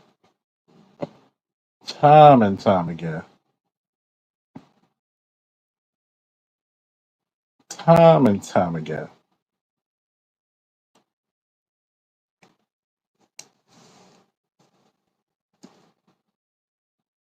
Anybody could jump on if they want.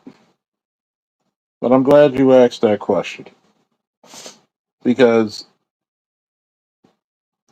we're supposed to give the love that we'll know we won't see from the world. We're supposed to be okay with that. We're supposed to be capable of this. You're supposed to look at another black man and understand the struggle he's going through.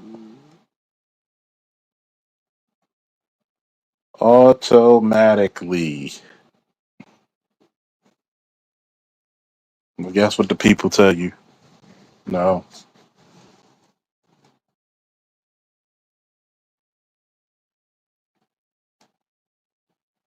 you're gay. You're this. Don't let anybody tell you that having love for another human being and just seeing them as the human being as themselves, especially a black man, never let them convince you that that shit is gay. Because usually people like that, they have issues with themselves.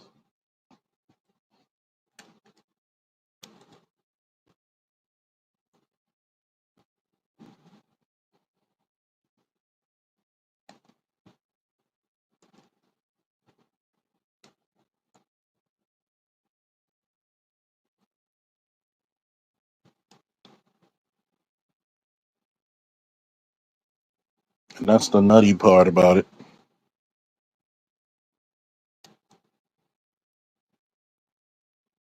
That's the nutty part about it.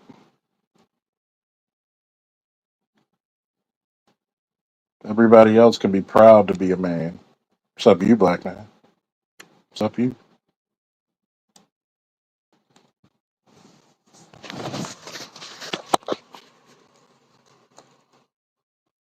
And out of all months, Black History Month, you should be afraid. You should never be afraid. This our month. We should be able to tell each other we love each other and hope nothing but blessings, peace, and prosperity for each other. Especially during February. Fuck that.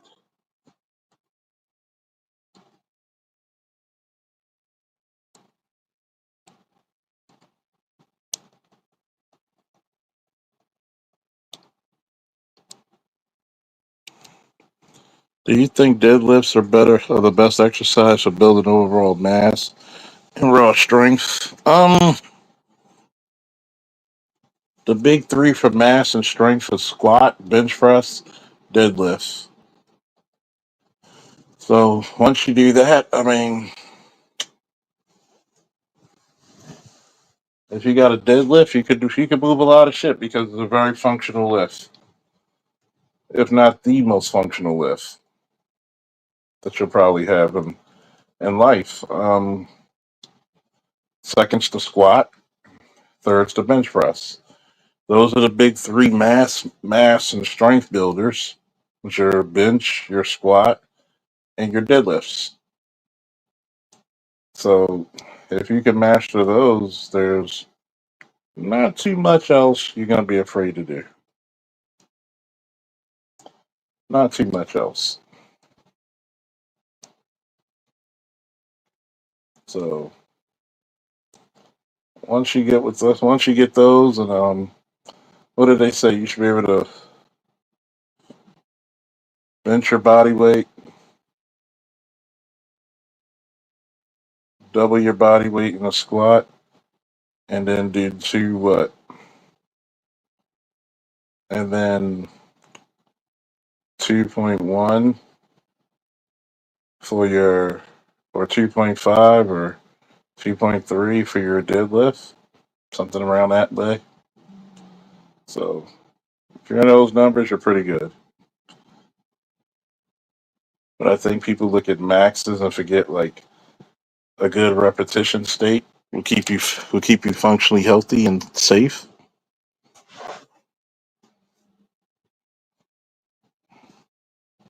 I think that that's a good point, Losh. You got to know your body. There's times I would deadlift like 400 or 500 pounds for like 5 to 10 reps. That's I was on my Beyonce. I'm feeling myself. I'm feeling myself. Shit. So you know, I think that a lot of people need to really go into.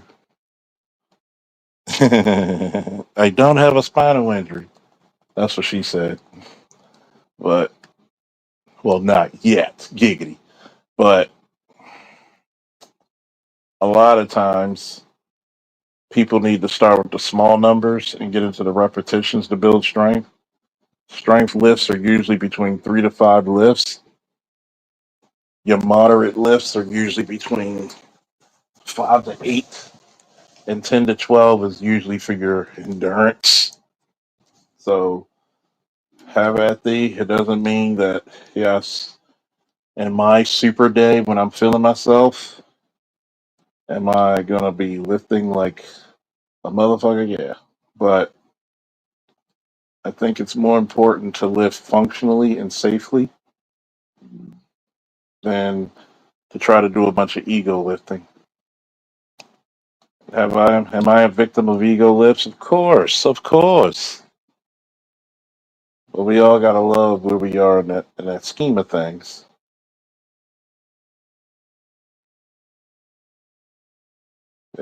I'm not saying because I might curl 60-pound dumbbells. If I'm feeling tired or sore, I might go to the 40s and 20s. Can I shoulder press my 60s? Yeah, sure. But most of the time, you're going to see me fuck with the 40s. Why? Because I still like having my shoulders attached. Those tears and shit add up. You got to know. You got to know a safe limit. Got to know a safe limit.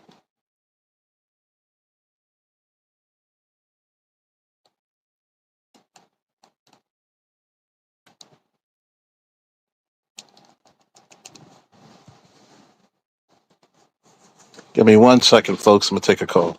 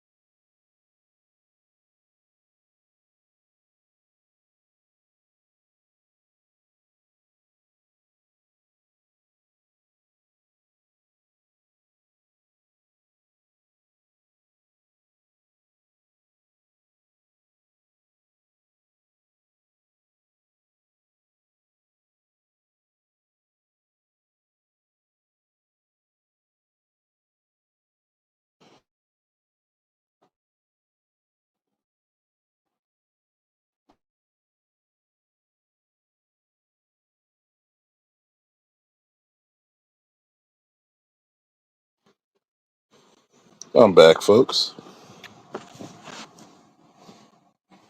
Yeah, when you lift, I tell people get as much as a functional lift as you can. Practice those, you'll be pretty cool.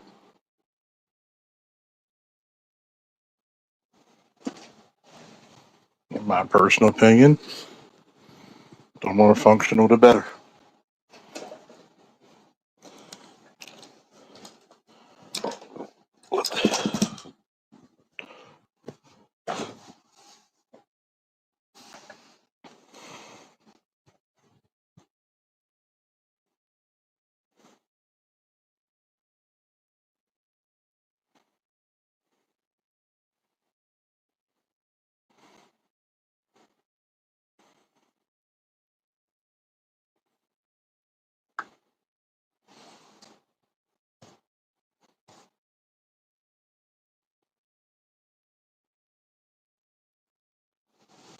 Now, more questions? Anybody coming up? Let me know. Keep pumping out the questions. I'll keep giving you the answers.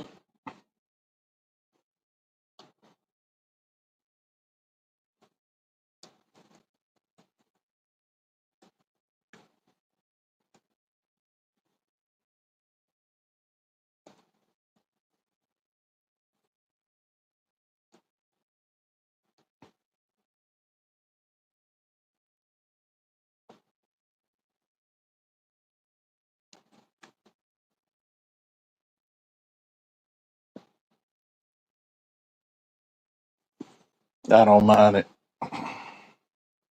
But one of men's health is you want to be as healthy and strong as fast as you want to be for as long as you can be.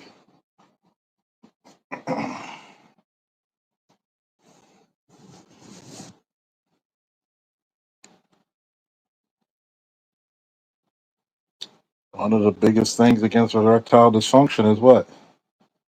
You gotta lift, you gotta do cardio, you gotta get the blood moving.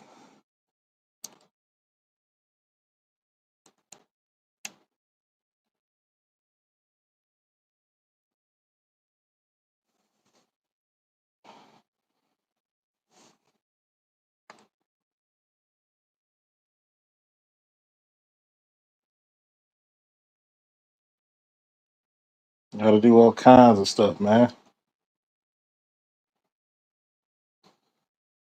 It's very easy. A lot of shit is very functional and trainable.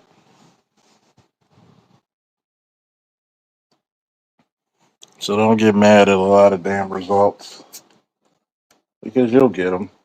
Just slow and steady wins the race. A lot of people forget. Check your testosterone. Check your cholesterol. Nothing wrong with that.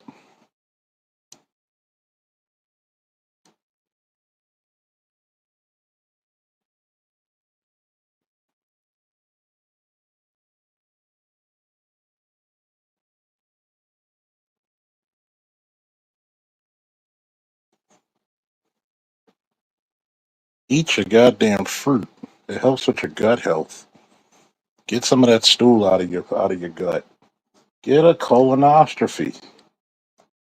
Don't eat goddamn hamburgers and cheeseburgers all the goddamn time. Eat some goddamn fish. Hell, eat a goddamn salad. Hell, you know what?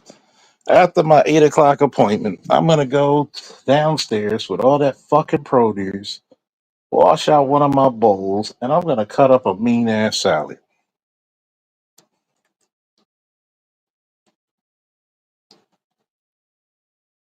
I'm gonna cut open a mean ass salad.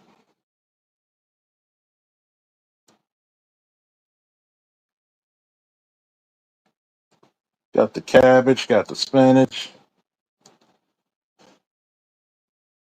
got a lot of the carrots. Yeah,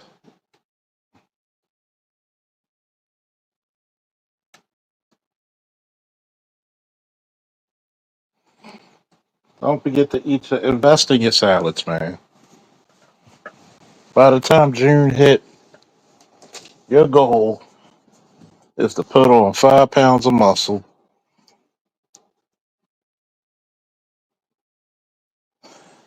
Put on 5 pounds of muscle. You can put on 5 or 10 newbie pounds of muscle by June,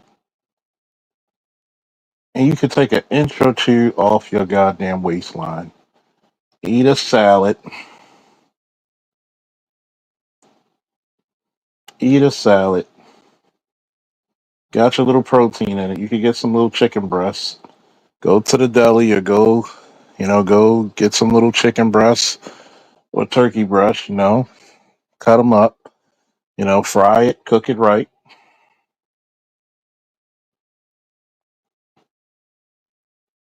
Get that shit going. And guess what? Bada bang, bada boom. Get some green peppers, some bell peppers. Got yourself a goddamn meal. As a matter of fact, if you got some Ziplocs, that's even better, boy. Take it to work. Cut down your sugars, which I'm gonna start doing. If you're gonna drink your soda, drink it on the weekend. Everything else is straight water or alkaline water. Cut up some goddamn lemons. Get the alkaline water.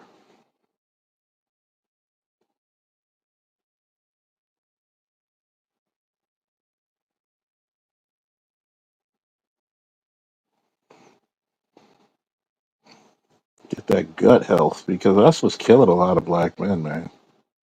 The goddamn gut health.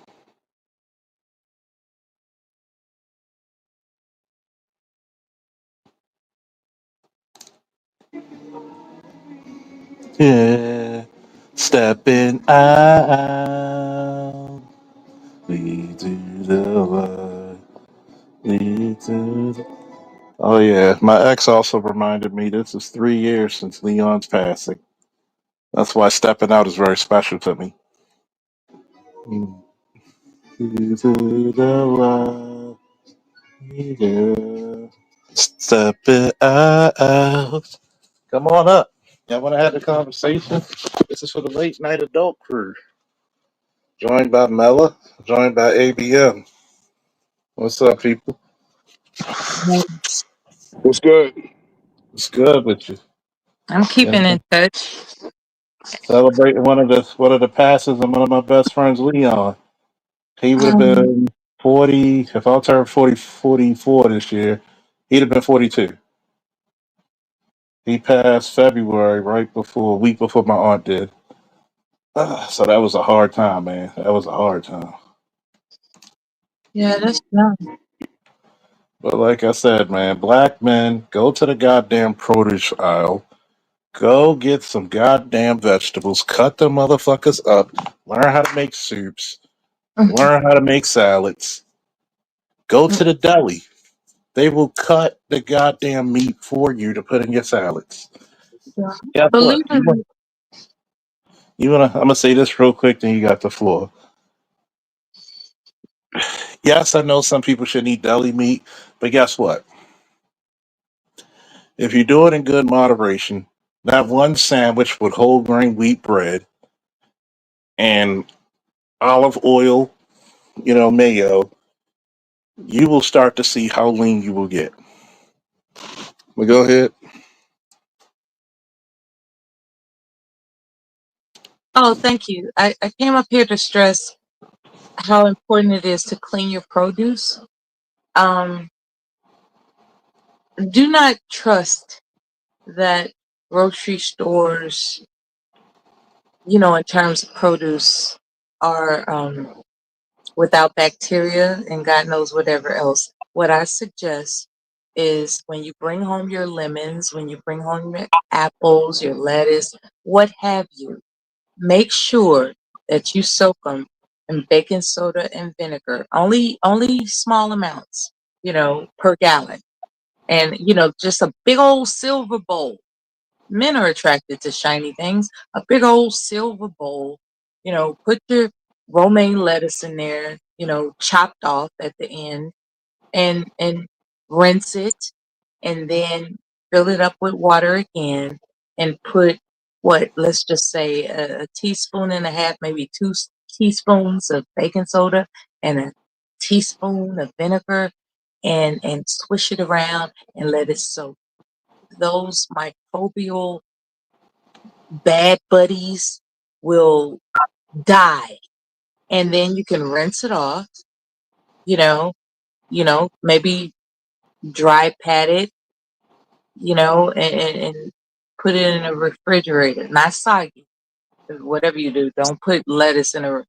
But when it comes to other things, you could just put like maybe a paper towel at the bottom of a Ziploc bag, and you'll have fresh produce. It's important for your digestive system to be able to pass these proteins through that will enhance your muscles. It's very important because these amino acids are nothing to play with. They're important and they help you to enhance your your physique.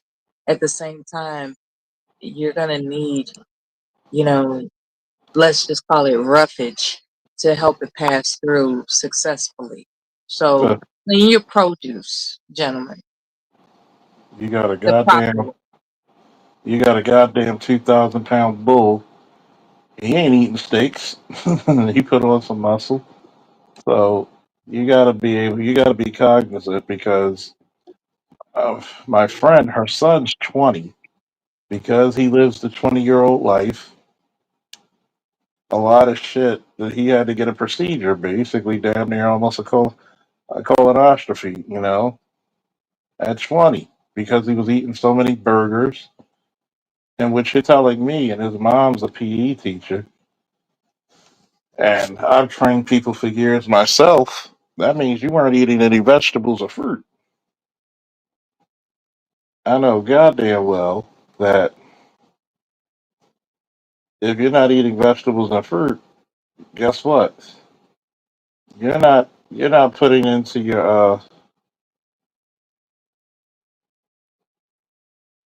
The you're not enzymes that it takes to yeah, break down proteins. That's what's yeah, missing.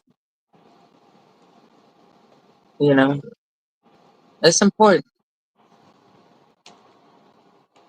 yeah, you have to. Because if you don't, you're gonna get that bad gut feel. That shit ain't cute. Now, I have a controversial thing to say before the gentleman on the panel speaks. It's regarding grains, and people aren't ready for this, right? Um, there will come a time when somebody's stomach is bothering them and they don't know why. I'm doing everything right. I'm doing everything right. But you're eating grains, right? You have to have a strong stomach to tolerate grains, be it oatmeal, be it wheat, be it rye, be it barley, be it millet, be it rice. You have to have a strong stomach to do that. I would encourage people to study biochemistry and how digestion works. I'm not your guru. I'm just saying. You Um, got I yield the floor. Thank you for listening. Thank thank you. You got bad guts. That's what you got. What you got? Bad guts. you. Bad It's a guts. What's real up, thing. baby? What's up, baby? How you been, man? How the business treating you?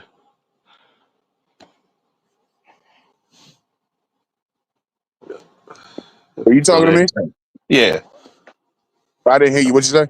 I said, how things treating? How the fam and the biz treating Uh, Same day. I mean, same shit, different day. you? Yeah, pretty Chilling, much. man. Yeah, Pretty I'm over much. here starting my health journey. Yeah. Good. Just started my journey yesterday. Yeah, Yeah, you know, when I'm pre-diabetic, so I gotta turn this around. yeah, Yes, you can. May it be well with you. You can do it. I'm gonna tell you one thing about You it. come through rougher roads before. This ain't nothing. You got this. I'm gonna tell you one thing about it. Natural sugars help a lot because they help you get over the processed sugars very easily. They help you get over the naturals very easily. And You know what the biggest devil in the world for me is? That I can afford to eat whatever I want, but I know better. I know better. Yeah. In this moment in No. time, I know better. Just because I can go out and have practically whatever I would be served, Yeah, I because know what those ingredients can do to me. And it's such an empowering feeling after a number of years. And yes, darlings, it takes years. After a number of years, I've studied biochemistry. I've studied, as they say, the microbiome and all this other kind of stuff. And it's not necessarily um, constricting my freedom, right? It's just knowing the order of operations as to how I can invite an agreeable meal for myself. It's not that, I don't crave sugar, to this degree, but I've learned like, just say, for instance, I go out to a dinner and there are the typical items on the menu. You got your appetizers, you got your main course, and you got your dessert. And I'm faced with all this stuff that previously would have disrupted my stomach, made me bend over like, oh God, what did I eat? Those previous episodes no longer exist for me because I know the order of operations when you periodically go out for a meal. You have to acidify your stomach first and foremost. Then you welcome the vegetables. Then you welcome the starch, and then you welcome the protein. And then hopefully you can accept the sweet dessert. You're less likely to experience pain if you follow that order of operations. However, some people are so far gone because they've been taking pain mediating pharmaceuticals like Motrin. Okay, let's keep it baby. They're taking baby aspirin because they're worried about whether or not they're going to have a stroke. It's tearing up your stomach, so your stomach's not going to able. I'm sorry, not going to be able to receive the the the pounding of these proteins that we look forward to. You have to prepare your stomach to receive the proteins that you look forward to. That's all I'm saying. I hope that makes sense. it does. Well, you got to think about it. When you pride yourself off a bad diet, that says a lot.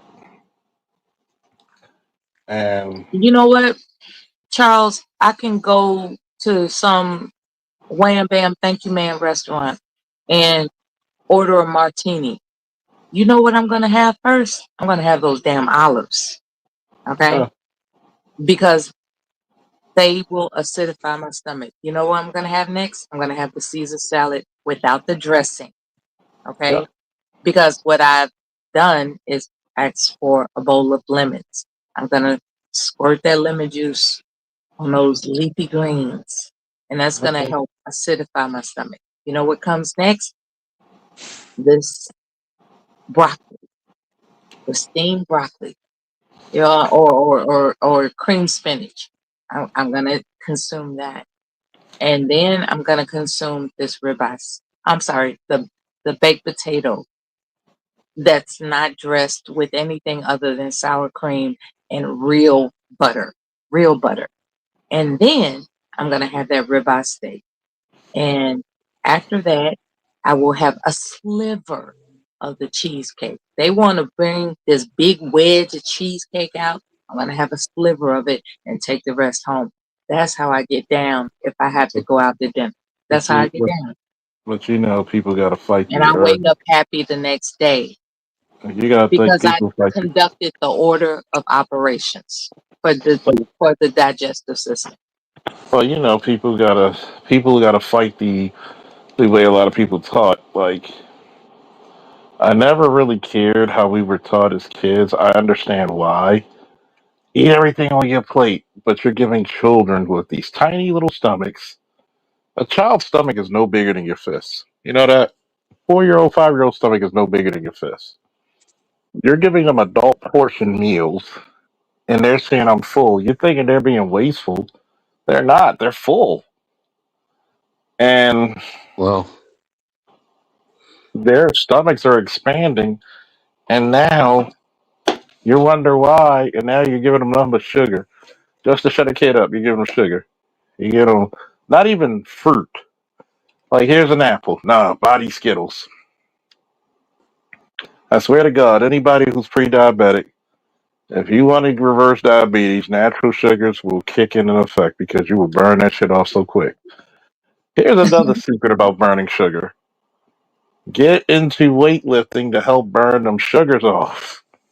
My God, at least moderate weightlifting. Moderate weight. If you can only do it 5 times, 5 sets of 5, good for you. You know what you just did? You just burnt a whole lot of sugar out of your system. So, Because the hey heart rate Charles, has been, yeah, can the I heart rate thing, yeah. go ahead. just get my intro off? I think the second time I've been on your channel. Shout out to you for having me up here. Um, this is a much different speed than the boxing content I normally get into when people are yelling over each other. We're just trying to build here, so I Yeah. appreciate y'all. Yo, Mela, you let me know some things about the digestive system. I take pre and probiotics, to help with the gut health. I know that's connected to the brain and all that works in unison. So I've done some research, but you let me know some things about, like you said, the order of operations. I'm an engineer, And slash that's my own mathematician. term. Yeah, That's my yeah. own So I'm term. I'm definitely I'm definitely into maths, and you say order of operations. You definitely caught my ear, so shout out to you. But Thank yeah, you. I just got over 40. I'm 41, about to be 42. I definitely need to look after my health, and not to be a downer, but I was a caretaker for a loved one for the past 4 years, and it didn't work out the way we wanted, but I got to move forward with life regardless. So I say that to say I know how important taking care of your own health is on preventative measures. So yeah, shout out to y'all. I just wanted to get that off real quick, but I just tapped in, and that's what I've been hearing since I've been up here. So I appreciate the information. It's a pleasure Yeah. meeting you. It's always a pleasure you up here, man. It's funny because you had people think about this. Your grandfather, on average, probably had 4 times the testosterone. Why? Because we did a lot more manual shit. So, No, that makes sense. I Yo, so introduced I'm gonna that say order of this. I'm gonna say this operations term. currently. Yeah, Go ahead. I introduced the order of operations term because people with engineering minds, it can grow, it captivates them. It's like, wait a minute, order of operations. Wait, Hmm. I'm familiar with that, and now it's being, you know, congealed with nutrition, and that makes people interested in nutrition. I think it's brilliant to introduce I that feel you. term in conjunction with nutrition. I think it's brilliant. I'm not patting myself on the back. I'm just saying. Because No, there you are got it. engineering minds, brilliant minds, who can be saved if they just knew how to properly digest their food. Do I'm you gonna know tell people. people who have expired from dementia that could have been saved? People who have expired due to strokes and heart attacks who could have been saved? These are important messages in the interest of our longevity. And I'm gonna I say this real live for quick. that. I'm gonna tell people, get rid of your goddamn stress. Get rid of your goddamn stress. If you're around stressful people, stress. Now, there's some stress That's is a good, fact. like weightlifting, running. There's some stress that will give you benefits, but if you're dealing with a stressful individual, stressful, unnecessary stress is what I'm talking about. Unnecessary. Yeah. Um, learn how to mitigate that shit because What's gonna happen? Unnecessary annoyances are not healthy. No. A lot of us take that shit on as a burden, as something to be proud of, and I tell people, no, you don't be proud of that shit. Hmm. This is the reason why, you know, when we talk about black relationships, know who the hell you're dealing with, know who you are. You should never stress that person out, and they should never stress you out. Yes, there's going to be some stuff that, hey, you're not going to agree on, but you should both be adults about it. And this is the part that people don't listen to about the space.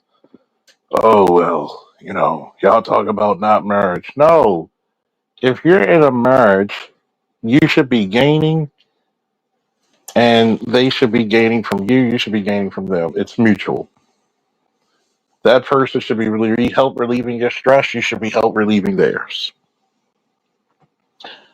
Anytime any party gives, and never receives, that's abuse. So, It Mhm. is. I'm with you. It so is. when Speaking as a when we divorced man, speaking as a divorced man, you got it. and you got to realize, I lost my hair because of being with a stressful woman for 5 years, and plus I was dealing with a very high impact job of being a police officer in Baltimore. One is going to not make room for the other. So she always wanted to talk about how stressed she is, and you're a preschool teacher, you're a pre-K teacher. I'm Yeah, like, I'm not trying to shit on you, but you're not dealing with a fifth of the stress I'm dealing with.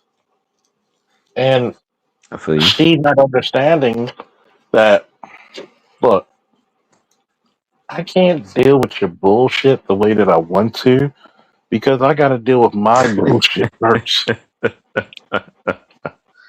And Well articulated. Mhm. Yes. Yeah. the Um. saddest part is, it's because one, when I come to you and I'm like, hey, give me about 30 minutes to an hour to decompress because I don't want to give you none of my stress.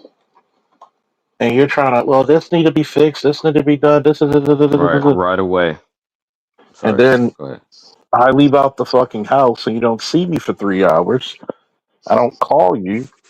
What the hell you think's gonna happen? Yeah. You're You gonna know, turn that. I'm glad you mentioned that when it comes to women. Um, a lot of women are selfish, self-centered. Um, you know, how can I explain this without actually dogging black women out?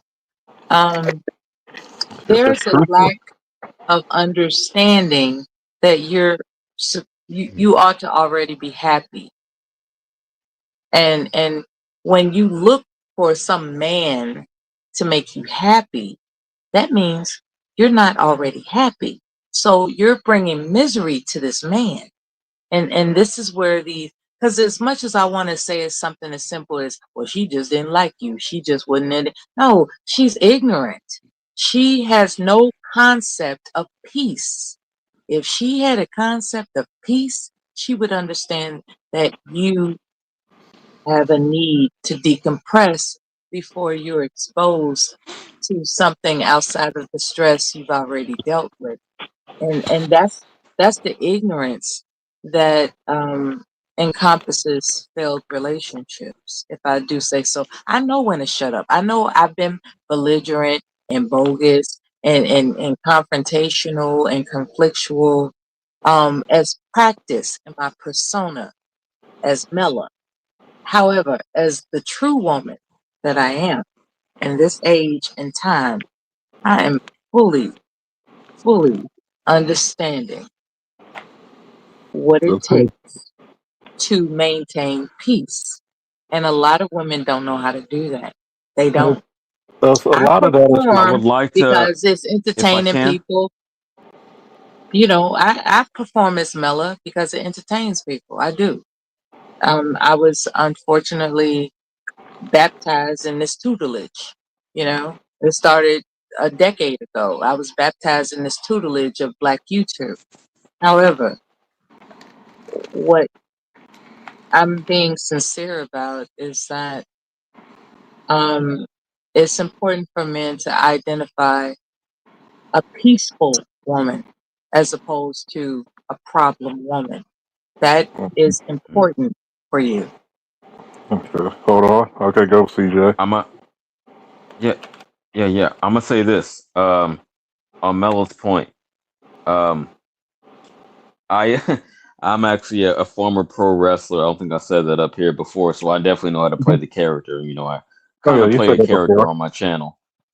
You said that Okay. before because But we were using no, one day. on some real, to get down to some real. Because we have a woman up here, I would like to know everyone's perspective. It's for the whole panel, but especially Mela. Do you think at this point in the game, like the, relationship dynamics, especially in the Black community, that it's safe for a man to be vulnerable? Because I know women say that a lot. Oh, just open up, emotional intelligence. Do you think that's a safe thing for a man to do in today's relationship climate?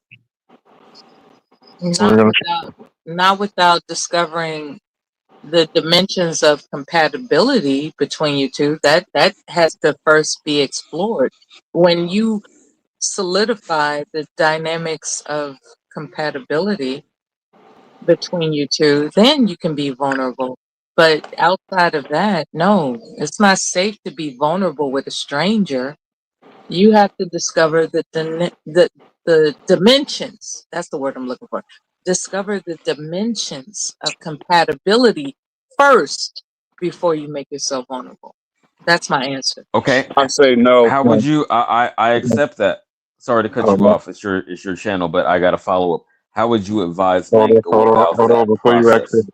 Before you answer your question, let ABM get in. No, I was just gonna say. I say no. Mm, No, it's not safe. I, I, Not now. Not ever. I don't agree. I don't. Well, Me personally, Ever? Like ever? You 10 years married and you like I Oh, tend to I'm go ever? I'm that same way I'm direction. way more than 10 years married. And my wife say it all the time to me, and I tell her the same shit. No, because all you're gonna do is throw it in my face later on down the road. Nah, Well, there- Mm. I've well, seen that's it way not too many times. when you okay. look at our community, right?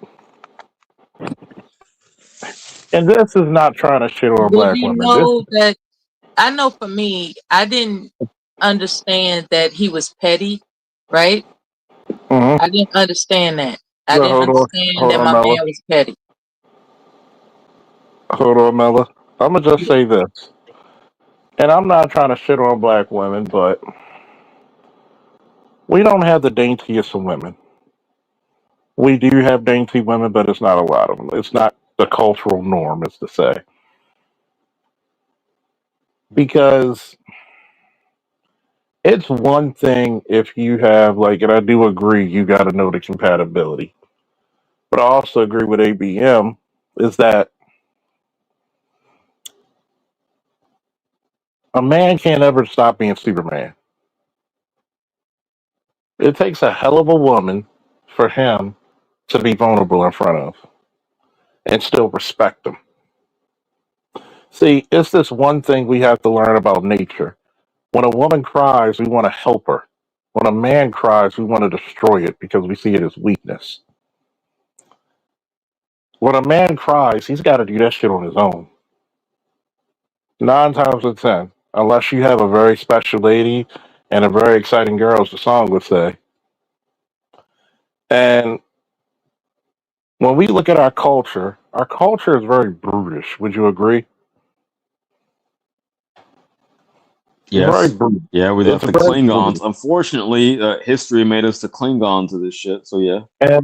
And the fucked up part about it is, no matter how much I love a woman, and I only date Black women, if I ever get married, I would get married to a Black one, but God knows it's not me. And I've taken evaluations, and even my ex has said that. We used to never argue, then why the fuck we break up? And here's the part about it. if I could show weakness to my woman, the saddest part, and yes, you're gonna have some, and I do agree with Mella. You got some motherfucking men who are ignorant, but for the most part, when you look at the women in our culture, when they see a vulnerable man, they're not taught to nurture it, to cultivate it, to put him back on a pedestal. They're taught to seek that and put it as a note so they can use it as a kryptonite bullet. And our culture is so goddamn far gone that those kryptonite bullets get loaded every time you fail, every time you cry. Why don't you show more feelings? Because when I do, you use them against me. One of the biggest heartaches is not, Excuse me. bless you, one of the biggest heartaches in the black community is not the white man. Because we've been dealing with the white man for God knows how long. We know how to deal with his ass.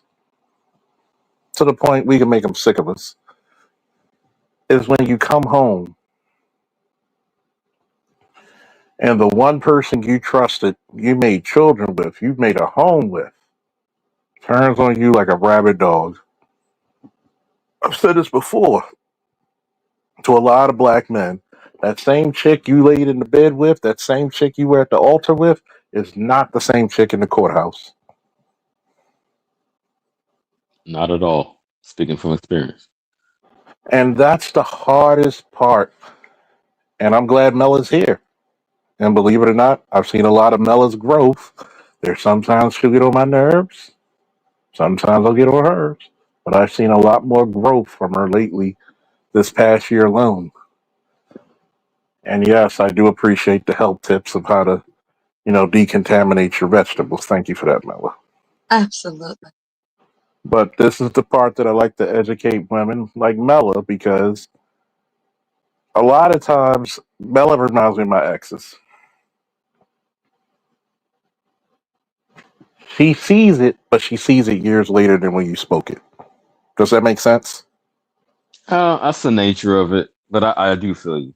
Definitely. Because a lot of my exes, when they notice stupid shit that a lot of women do, they'll tell me about it and they'll be like, "Damn, you did tell me this X many years ago." I said, Hmm.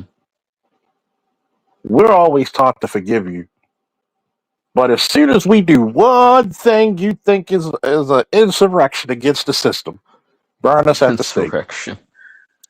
Yeah. Anything Gotta pay that's an the penalty. iniquity against the kingdom, off with his head."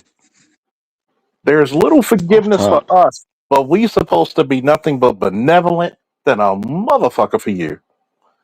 And at some point, what power do you have as the so-called leader? This is the part that kills me. And I told my ex, you and your ex-husband get along great when he agrees with you. What if he says our son needs to go to this school and that's final? Because that is his father, and the boy's about 13, 14, and there ain't shit you can really teach him past 12. Hey, past 10. Are you going to Good be point. agreeing to that? Because I know goddamn well if we were married and we had a son, he ain't staying with you. What can you teach him? Charles, You can I teach him want to to be a say nice this real person, quick. but not a man. Go ahead. Yes, absolutely. Like sometimes I think about it either way. Not me not having children. Again, I'm divorced, but we didn't, yeah, we didn't have kids.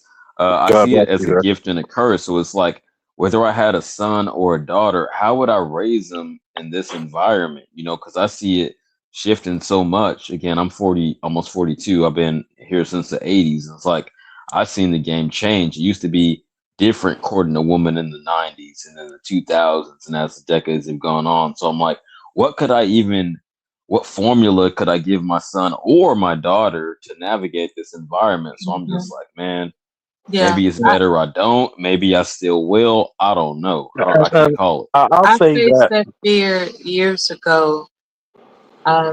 When How I old is your met son? How old is your son, Mella? All right. Huh? Hello? No. All right. Go on. No, I was saying, how old you have a son, right?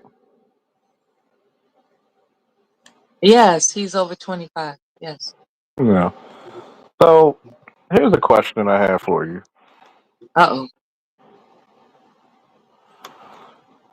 Did you see, because all of us are over 40, at least, because here's the thing, we're the last generation to actually see two-parent households actually outnumber single parenting.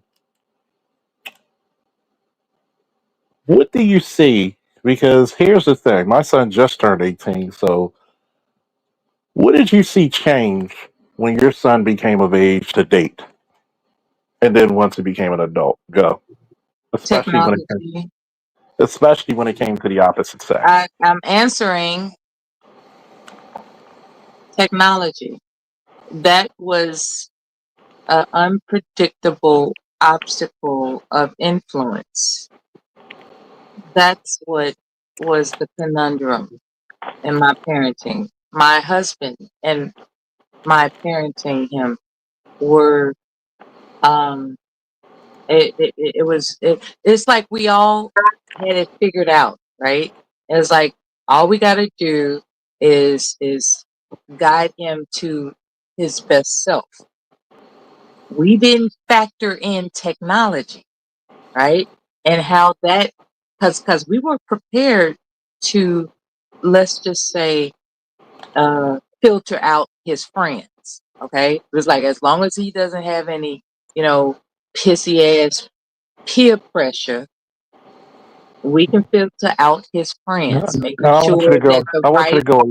I want you to go a little bit more in depth about technology for the people listening now and later on. All right, there became this obsession with having the latest and greatest gaming consoles, this watching cable television, you know, cartoon programs. There became this prioritizing media as opposed to going outside and play, right? So we had to Okay. force him to join the baseball league. I'm sorry, the little league.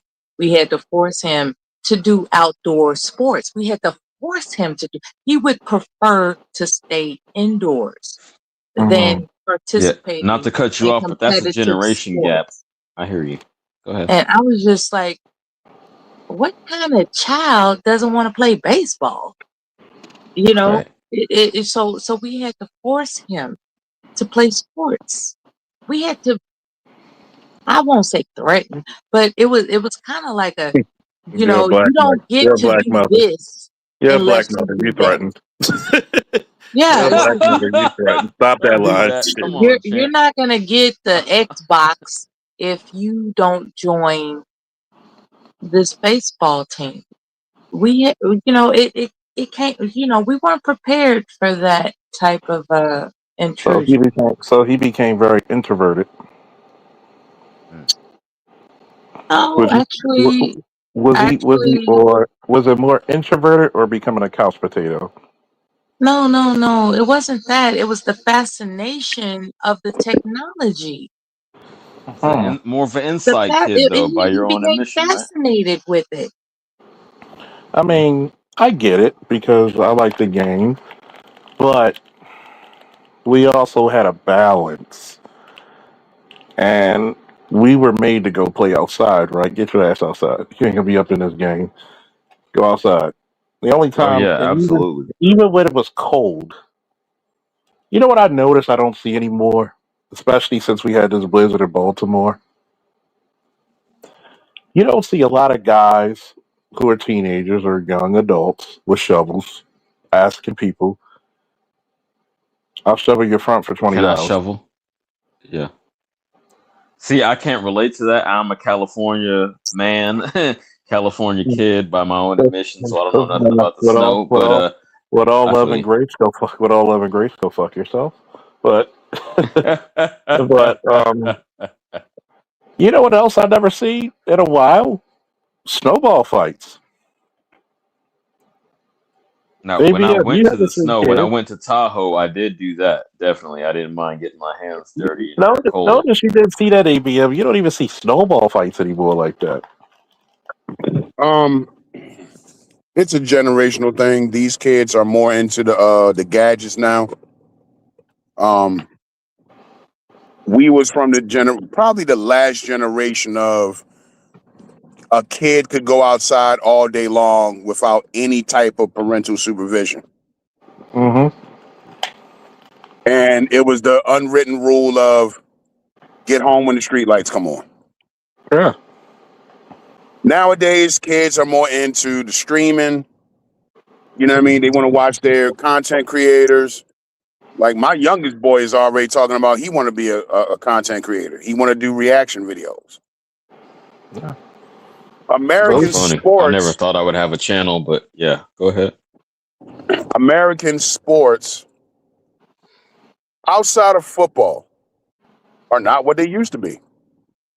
You don't see any black American baseball players no more. Mm-mm. There's no Barry Bonds, no Ken Griffey Juniors anymore. Remember, I None, mean, we grew up on none.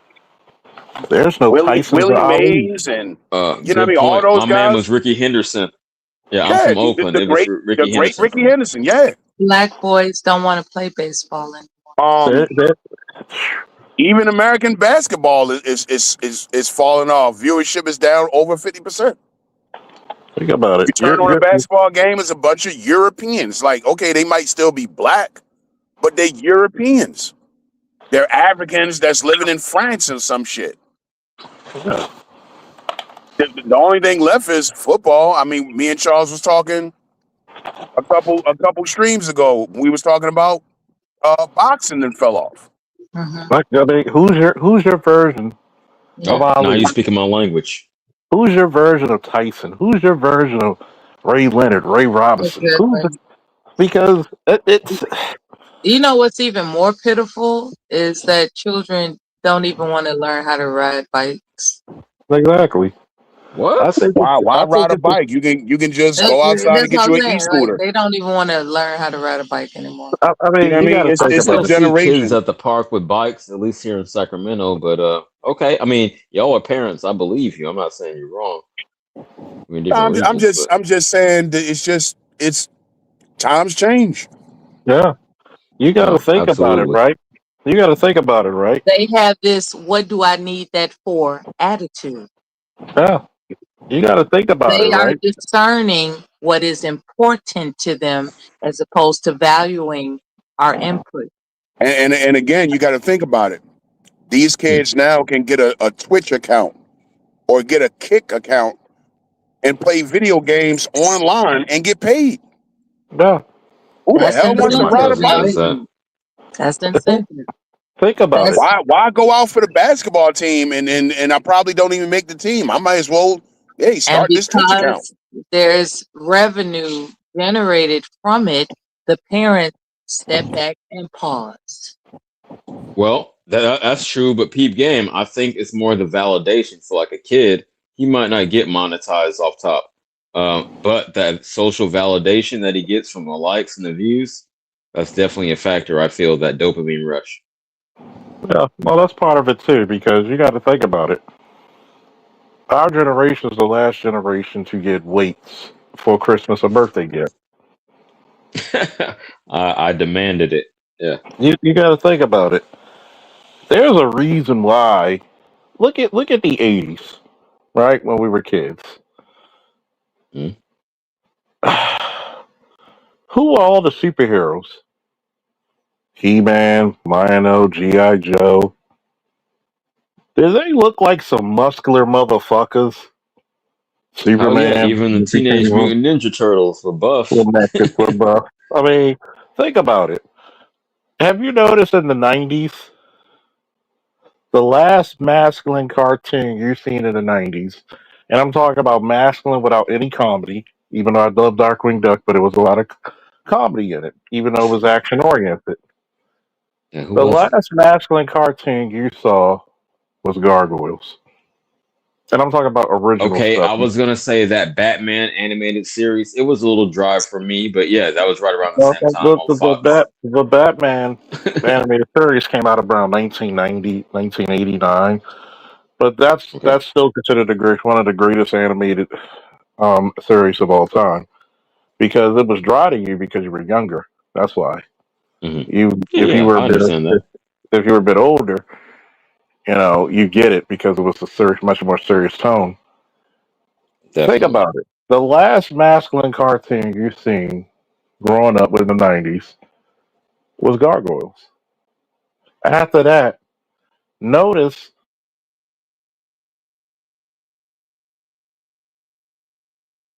notice none of the kids' heroes ever won a contest against a girl. Hmm. Even when I I'm watched, sorry we lost Mela, but go ahead. Yeah, yeah, you got a point. even when I watched, and LAPD SWAT is right. Even when Saturday you used to watch wrestling, kung fu theater, you had a lot of masculine shit. Oh, Now oh, how about X Men? How about X you Men though? you had X Men. Think about this, right? Even with Ben 10, he's always made to look dumber than his female cousin. Mm, Even though I liked the series when he became a teenager.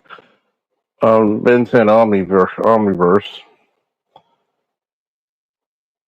I like to say, one, notice how you don't have any muscularity in the new heroes. The girls are many times in the story much bigger than the boys. Even in the adult animation, there's abrupt lesbianism, bisexuality. mm. If you are big and strong as a man, you're stupid. If you're big and strong as a female, you're a tragic character and you gotta have some cunning or smarts about you. Okay, okay. Let's take it beyond animation. Let's talk about Game of Thrones. When what was it? Brianna Tarth went head to head with the Mountain. You know he would have slayed her on some real shit, but yeah, they put her over. In pro wrestling terms, they put her over. Put her over. Which means Vince could even write that script. Right? You understand Because what I'm it's saying? not because notice, the Mountain won the world's strongest man contest in real life. Thorson. Right. Oh no, it wasn't the Mountain. It was the dog, the Hound. My fault. I got it fucked up. Even But yeah, even with the Hound, his brother. the Hound, a person who went against war after war, battle after battle, right? Right. Had You that leave the scarring her. across his face. He was thugging it out. He whooped everybody's ass. He saved the little girl in in King's Landing, Sansa Stark. And then when he gets out there with Arya, then Brienne whoops his ass. Bullshit. That's bullshit. And that's straight bullshit. It's like, for example, Marvel had a thing with Avengers, World's Mightiest Heroes, and they had a thing with Avengers Assemble. You Okay. had Black Panther, who got his own miniseries in the show, and he's losing a fight to a female physically. Black Panther That's holds wild. his own against Captain America and Wolverine. They have a thing called 1 to 7. When it comes to strength, intelligence, energy projection, durability, speed, and fighting ability. Oh, you Captain talking about America like the Wolverine. cards. I think I know what Yeah, you're talking about. Go ahead. you remember the 90s and the cards. Captain America Wolverine, Sabretooth, and Black Panther, their abilities when it comes to fighting abilities is 7 out of 7. Meaning they are the greatest fighters in that universe, hand to hand. Yeah, on some melee shit. Go ahead. And he's losing to a female, and he's literally the crown prince, then the king. So he had all the finest fucking teachers in the world to teach him martial arts. and he's losing a fight to a female. Get the incredible fuck out of here. This is the even when you Hey, look at I just want to say real quick, Mela, I hope I wasn't the one that ran you off. no her Maybe you just got late. But no she probably just she probably had to charge up her shit. But shout out to Mela because she was actually enjoyable. yeah, yeah. Shout out to her. And think about this, right? It's one thing if you had a female character who's that powerful. Like I don't expect Black Panther to beat the Phoenix hand to hand. Fuck no. I mean he's a better fighter, but she's just raw power and energy ejection. So he can outsmart her. Energy. Yeah. He can outsmart her, yeah, but trying to go toe to toe with a god, it's difficult. And the way I've said this, most kids, especially around my son's age, a little younger and a little bit older, they probably never seen a boy win a contest against a girl on television. That's wild. Yeah, that's crazy for a frame of reference. If you don't have that in your mind, you would think that it's not even possible. It's like, I don't know, some psychological warfare, champ. And that's what it is. So imagine when years ago, I know ABM probably remember, you might as well, or somebody in the chat. Remember when this chick got jumped by 12 dudes and they took her tennis? It took her what? They took her tennis shoes. Oh, okay, okay. You know, some Um, people can say from a I sneakers. think I faintly remember. Was that in Philly? I faintly remember that. I I think it think. was either Philly or New York. And Okay. 12 guys banked her. I'm from Baltimore, bank means jump. They literally banked her for her shit, took her shoes off like she was a dude, and ran off with them.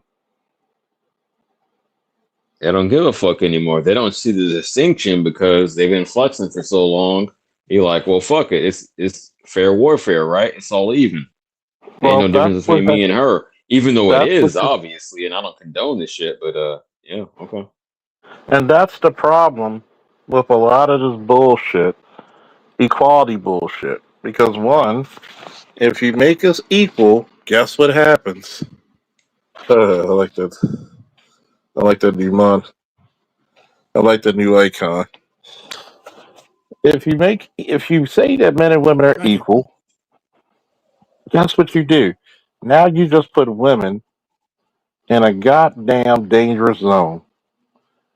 Or And sometimes women put themselves in a dangerous zone. Because I say, if I had a daughter, will my daughter know how to handle herself? I would teach her some tricks of the trade. But at the same time, treat a man the same way you would treat a bear or a lion or a tiger. they don't want to grasp that concept. You don't have to be the biggest man to hurt a chick. No, no, I'm not the biggest dude on the planet, but I know for the most part I could put. Anyway, I'm not gonna go there, but yeah, I understand what And you're there's a reason why men had to have restraint. saying. Right. Because one, you could kill her, even accidentally hitting her, because they have lighter muscles and thinner bone density. So she can't take the impact that you can. Not at all. And if she gets hit by that,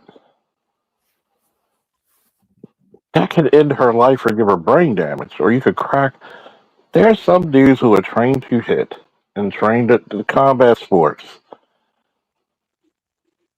Think about it. When you had that Phelan Fox, that transgender chick, really a dude, in MMA with women, he gave a chick a skull fracture.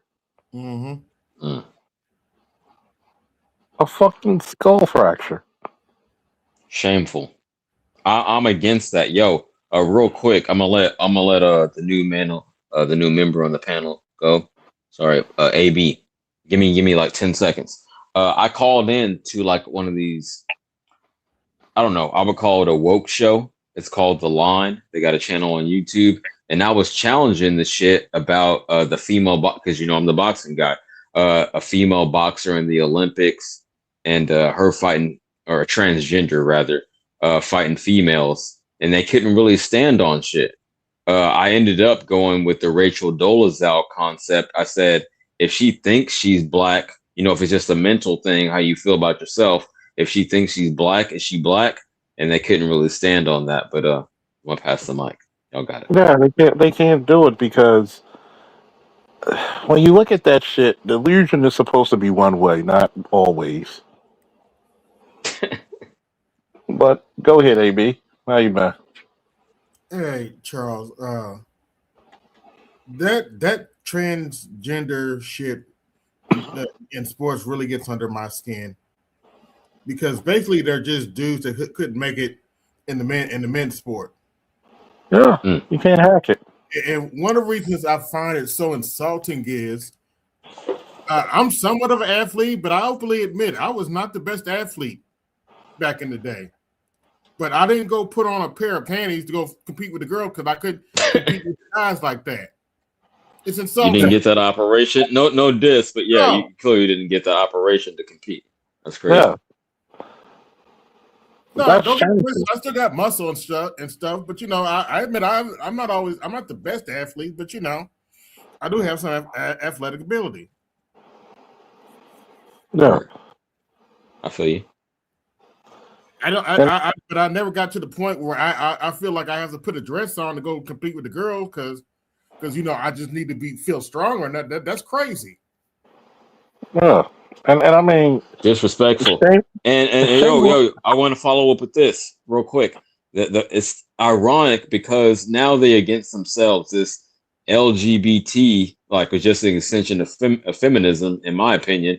But now they're undermining their own cause because they want women to have equal, rights and equal access to be successful, but undermining themselves by letting the trans come in. So it's just funny to me that they shitting on their own.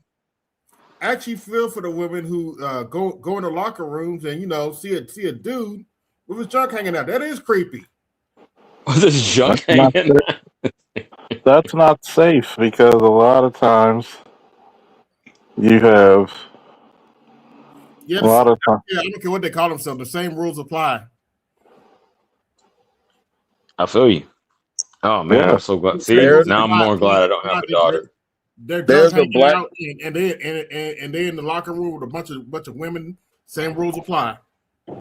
There's a black woman who opened up her own gym, and she wanted to be women's only because, according to her, she got tired of going to the gym and seeing trans women in the locker rooms and shit. Oh, so she goes out and opens up her only women's only gym.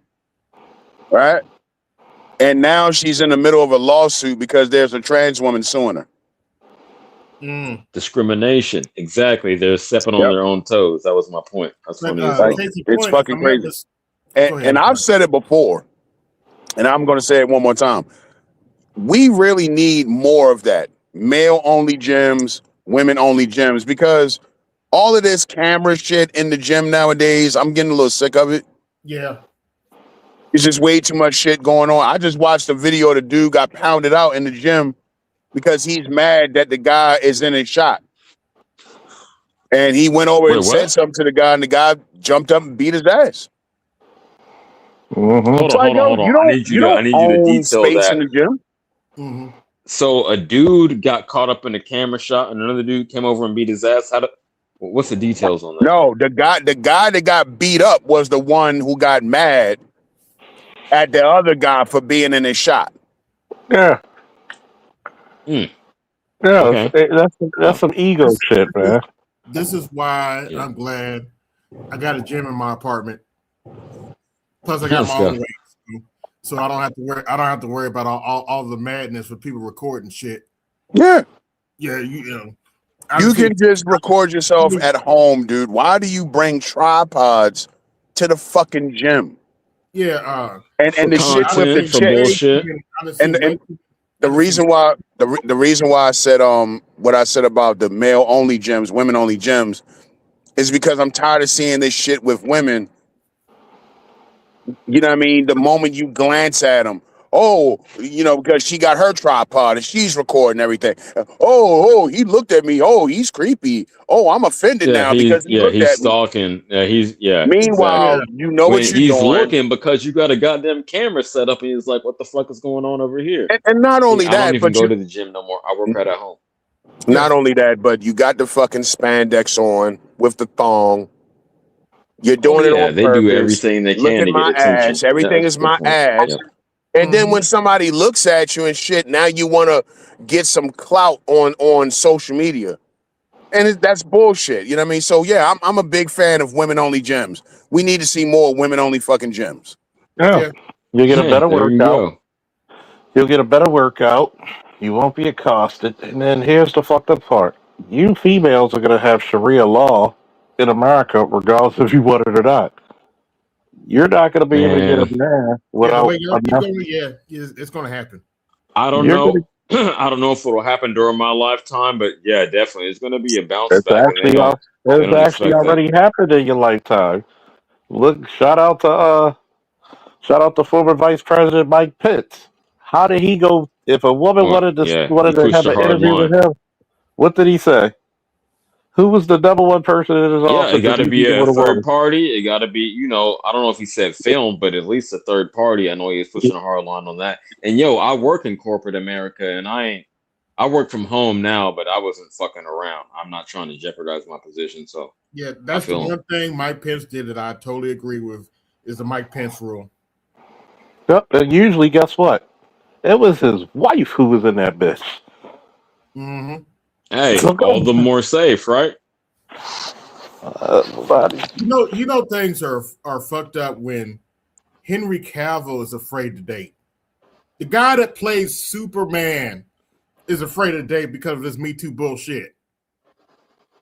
I ain't watched movies in a minute. I'm gonna be real. Okay, so that's why I hear his name thrown around. That's the new Superman. Okay, and yeah, even he ain't playing Yeah, games. he was So technically he was the Superman like what 10 years ago, but he's the Superman I count. Mhm. and I thought women looked at him as that nigga. Mhm. You know? Yeah, he is. Okay. He's doing other stuff now, but yeah, that's the Superman. That's the Superman because that last Superman movie wasn't hitting on nothing. Damn, I've been out the game for too long. Yeah, I ain't seen movies in a while. But okay, good to know. No problem. Don't feel bad. I don't have cable no more either. I do streaming. I just watch boxing, man. That's all I'm watching. Right now, I got a couple AI models I'm working with. Okay. Hey, that's what's up. That's how I made my well, part of my avatar. Some of the background is different, but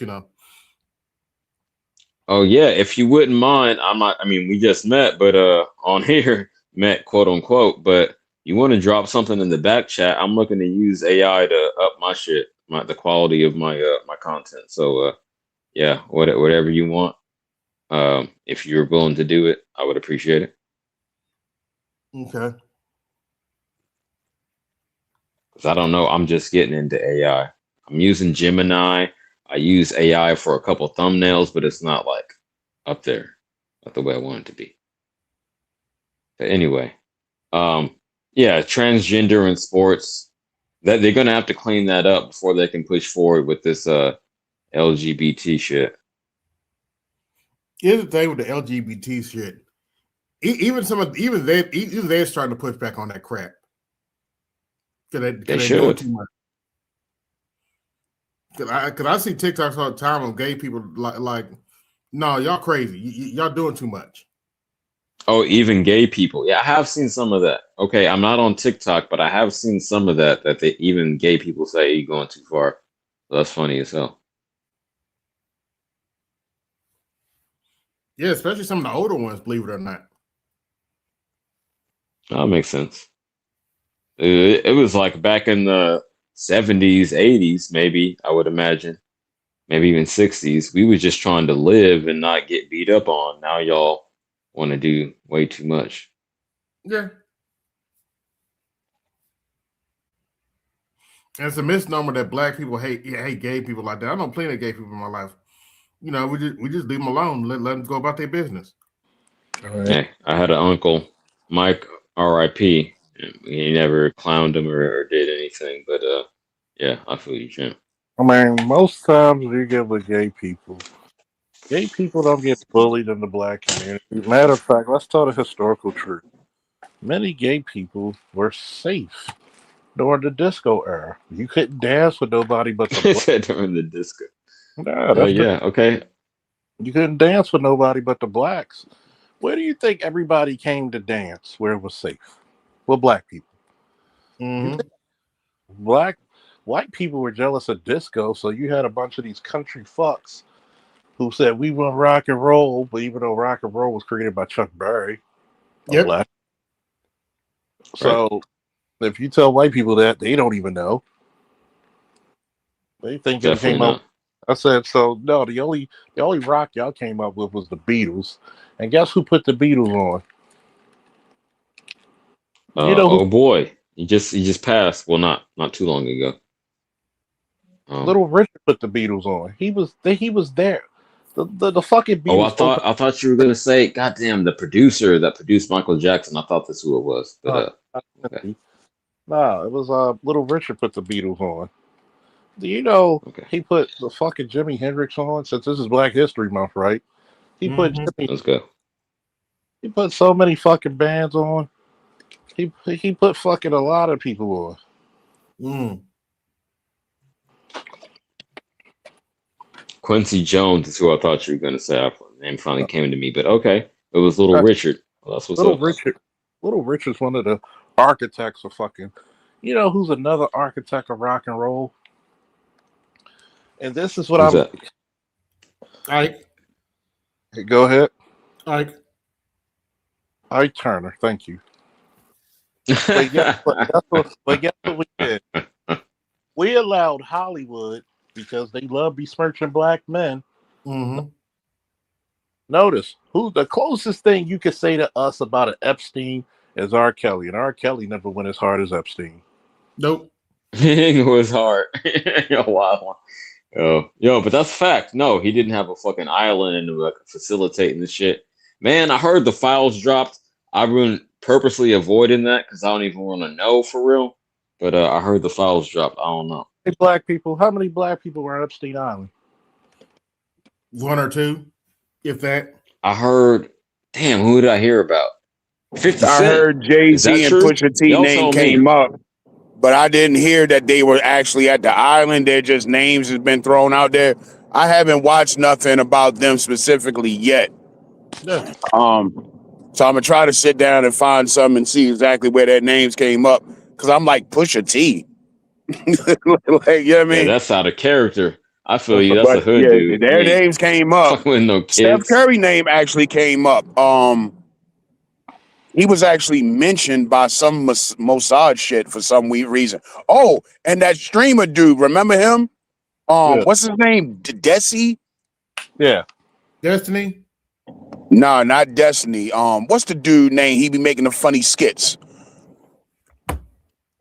Black dude. I don't know who you're talking about. Drewski or Dusky. No, not Drewski. Not him. Damn, I can't remember his name. Anyway, his he had a page or a website or something that got hacked by the Mossad.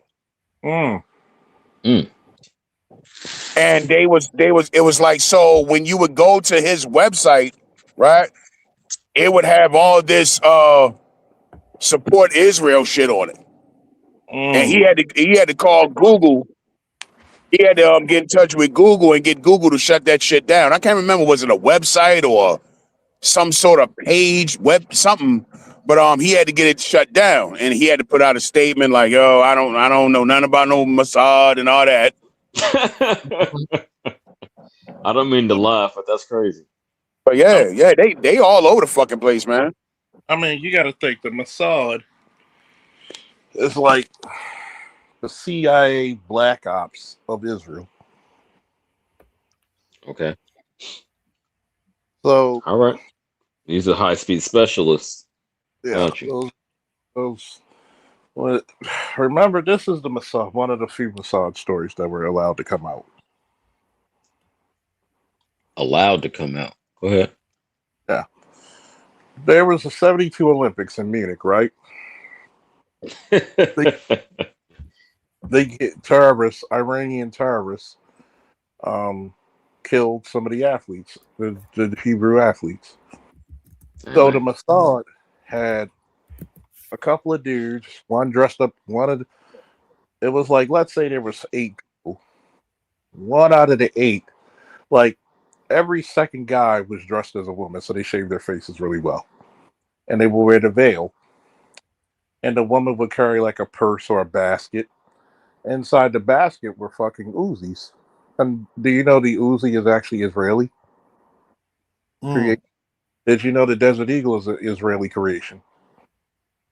And the Galil, you can tell from the name Galil. Um, so they manufacture some really nice weapons, which is basically the Galil is basically the Israeli fucking AK.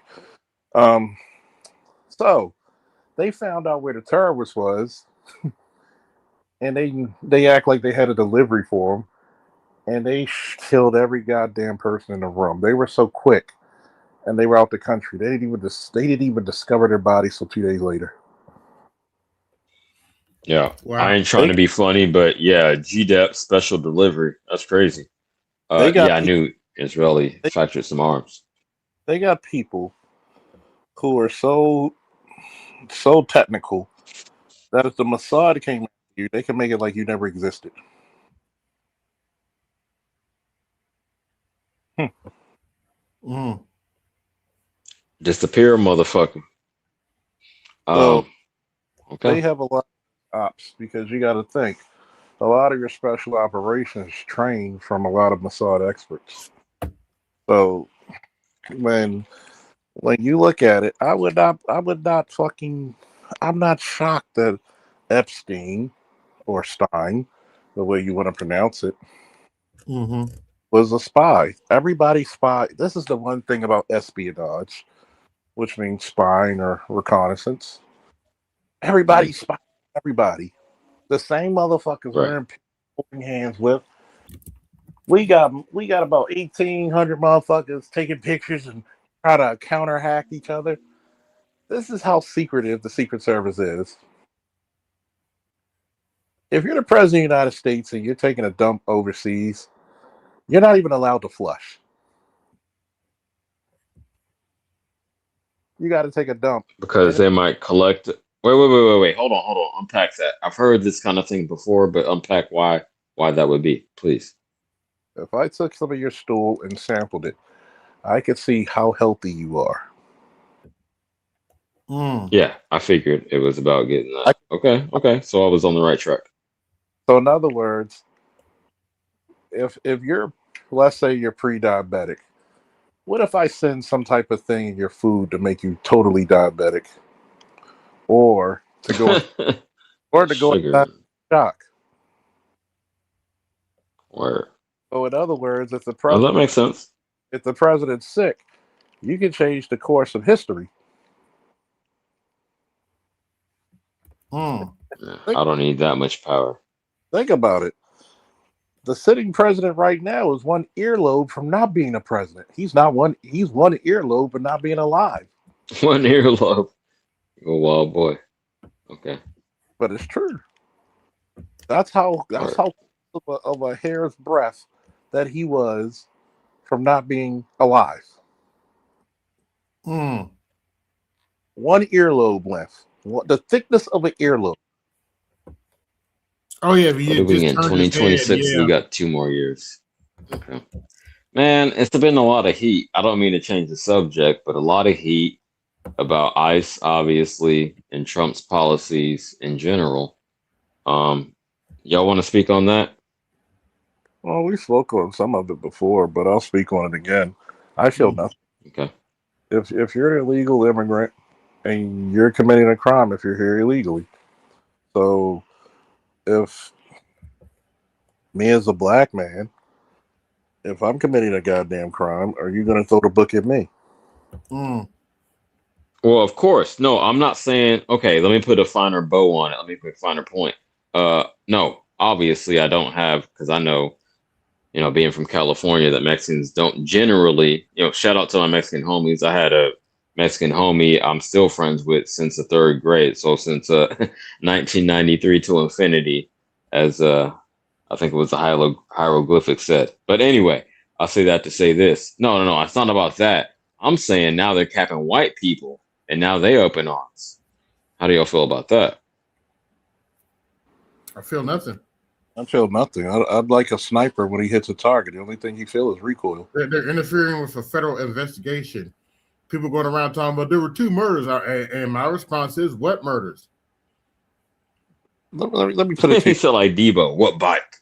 What bike? Put it to you this way, right? If I'm already antagonizing law enforcement and I kick and damage their vehicle, which they have to answer for, they're going to arrest you. Don't get mad and start wrestling or trying to hit the officers, and you have a gun on you, and you got a gun on you. Is it reasonable to believe you have more weapons on you? Mm-hmm. Okay, hold on, Champ, because I didn't watch the news clip because I'm going through enough negative shit. I'll spare you all the story, but enough negative shit in my life right now. I'm not trying to see nobody get laid down. But what I heard through, word of mouth secondhand is that the dude gave up his gun like to the ICE officer. The ICE officer didn't have proper trigger control, let the shit off, and then his fellow officers assumed that the dude was popping at him, and that's why he laid him down. Is that true or false? We got to look at the video in different angles. Well, I'll look.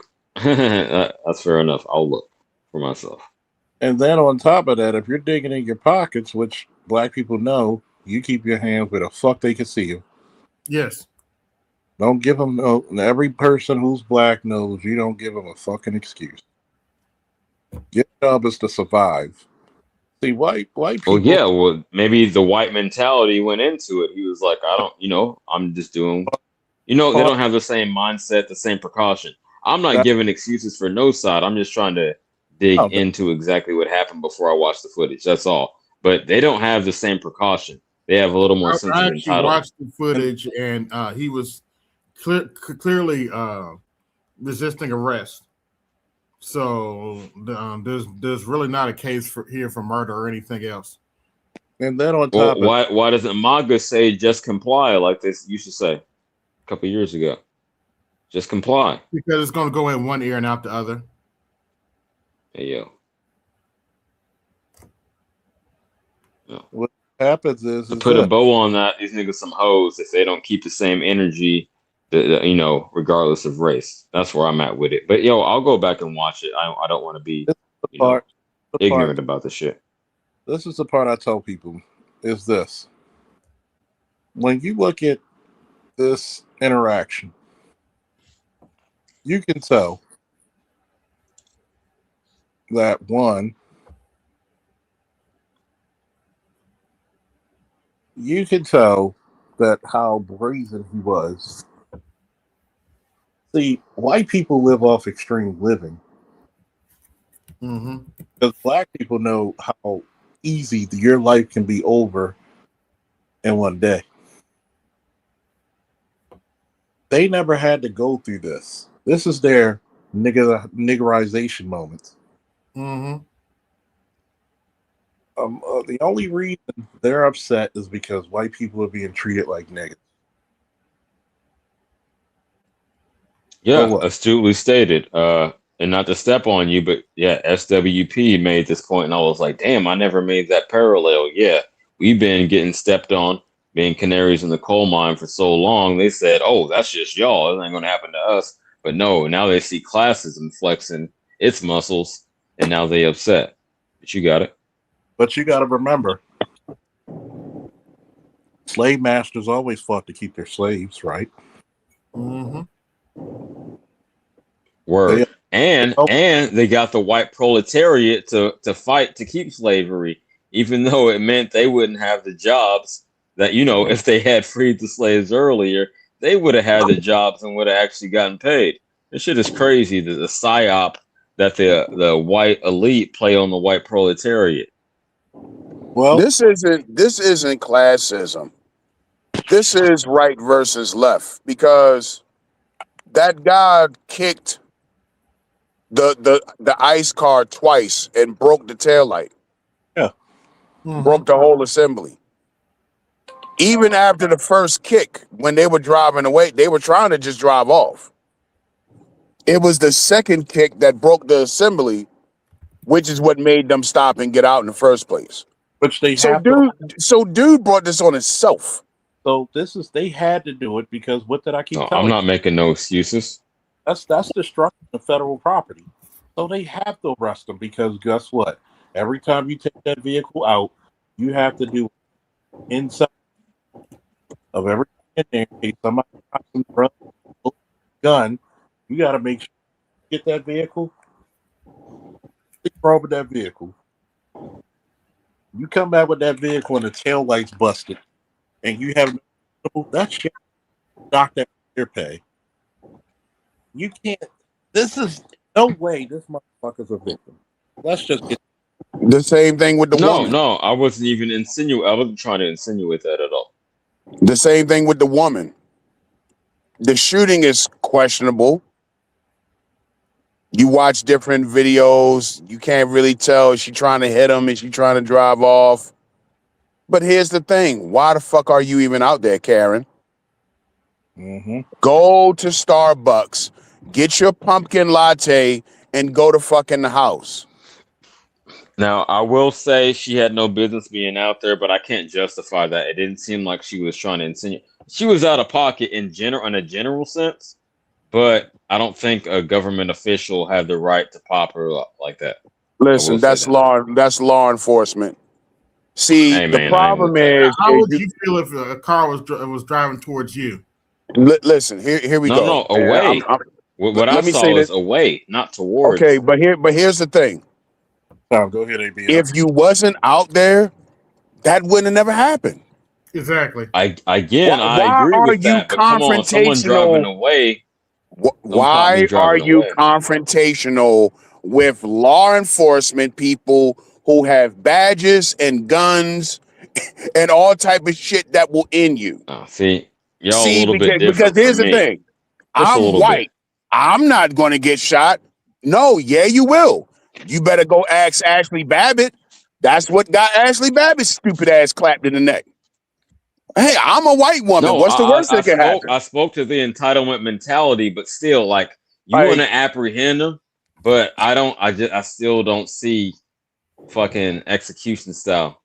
Again, I mean, I said it was questionable. I'm not saying he's 100% right. I'm just simply saying, if you don't want to get shot by an ICE agent, you probably don't want to be within arm's reach of him. That's all I'm saying. I'm inside. So that's all I'm saying. There's 1,000 different ways you can protest this. You don't have to be up here getting confrontational with people with guns.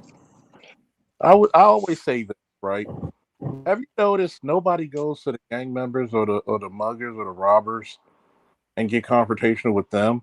Oh, it's the same reason women get confrontational with men, because we're supposed to have restraint. With that actually supposed to be decent man. Yeah, I understand that. Forget that in order to save a life, you may be called upon to take one. And this is what happens when I tell people, every call an officer goes to, whether federal, local, state, or federal, how many times is a gun involved? A thou well. How many? Every time. Every time. Why? Because cops have guns. And think about it. No, right? Because you never know how far the shit could go. You bring a gun every time. So guess what? If a suspect gets your gun off of you, there's an 80% chance from FBI statistics they'll use it against you. Would you go to Vegas if you had an 80% chance of winning? Fuck yeah, you would. Yep. Hell yeah. So you're telling me These people know full and goddamn well they got fucking AR-15s and M4s. Most likely ARs, but I'm pretty sure they're trained with M4s, which are fully automatic. Mm-hmm. These people are apprehending fucking illegals, and a good number of illegals are connected to what? International So, fucking. yeah, I'm in California. I know That's the state. Nothing the but Mexican gang. Mafia. I'll put a bow on it. The Mexican Mafia. Go ahead. That's you could put a few letters there. MS. Anybody? So you're telling me these motherfuckers are already taking on some high risk shit. Because one thing about illegals, guess what? They're going to stick together. They should, because any other allies. We look at this. It's an insult to people who had to get their citizenship the legal way, the hard way. Because what about the people who went through military service and went to war for the country to become citizens? We going to disrespect them? No, Faulkner, I feel you, but it's just like I don't know, man. I want to find the middle ground. I'm saying get motherfuckers out the country, but don't pop nobody if not necessary. That's all I'm saying. They did break the law by crossing here illegally, so I'm not against ICE in that regard. I'm more of an independent type motherfucker, so I'm saying just get them out, but you don't got to pop them. Man, these are white people I'm talking about, so we ain't even fucking illegals. They don't even pop illegals. There's these crazy ass white folks out of their damn business. And notice, there's a good number of fucking Hispanic people who voted the orange man in. I will vote for Donald Trump. That's what they say. People voted for Trump. Yep, I did. So 21% of black men voted for Trump. And there's a good percentage of Hispanics who voted for Trump. No, more, higher. I'm just saying that's what they said. So it is hypocrisy now that they're trying to say, "Oh, what the fuck is going on?" When you voted for, he laid his policy out off top. So I don't understand what the complaint is about. Mm-hmm. But yo, I sat it out, man. I'm kind of apolitical, not totally, but I'm more on the local level. Well, a lot of people said, quiet as kept. A lot of black people said it out. That's what they want to talk about. A majority of black people said it out, but the ones who voted just happened to vote for Kamala Harris. Just the majority of the ones who voted voted for Kamala Harris, but majority of black people just said it out. You think so? Okay. Yeah, actually, I knew the Democrats were in trouble when I was because I go to dialysis, so I talked to a lot of older people. I knew they were in trouble when I was talking to some older people. I was talking to this older black lady. She looked at me and said, "I voted for longer you've been alive, and I'm sitting this one out." I was like, "Oh shit! If the boomer people in the boomer age are sitting it out, Democrats are in trouble because that's the only people still have faith in them." A female black boomer. That is surprising. Okay, where you located at, Machamp? Indianapolis, Indiana. Okay, got you. And our state's gonna probably go red anyway, so usually goes red anyway. You know, mine's gonna go blue. You know, Cali gonna go blue regardless. So I didn't feel the need to do that on the presidential level. Well, that and we have knuckleheads that said if you stay at home, that's a vote for Trump. If you vote for another party, that's a vote for Trump. So I said, fuck it, I'll just go vote for Trump. Trump, you complain about that. You kind of you were goddamn fool. For the last 4 years, the Democratic Party just said Trump bad, Trump bad, Trump bad. Yep, that's all they have. Literally, I agree with that. Literally, you didn't talk about how you damn near bankrupt the country, financing 2 stupid wars we just got out of 2. Mm-hmm. They get quiet about that shit. Okay, and so it seems like you guys lean red, and I ain't trying to be the antagonist. I'm just trying to, it's just food for thought. Do We you lean, think if Trump would have continued with Biden's economic plan, which seemed to be slowly, I'll grant you slowly, and I didn't fuck with Biden at all. I had a shirt mocking him, a T-shirt when he said "You ain't black." Hey, I had a Biden T-shirt looking like Uncle Sam said "You ain't black." So I wasn't fucking with him. I definitely wasn't rolling for Kamala. But I'm gonna ask you this: if you'd have continued with that same economic plan, do you think at current day we better off than we are now? Because the Hell no. economy has only gone down. to become What's up? worse. We would It, actually be it would have been worse. Hey man, I was just asking. I don't because know. you already spent like $4 trillion on immigrants. You already spent $2 trillion between Israel and Ukraine. Yes. Where's the money?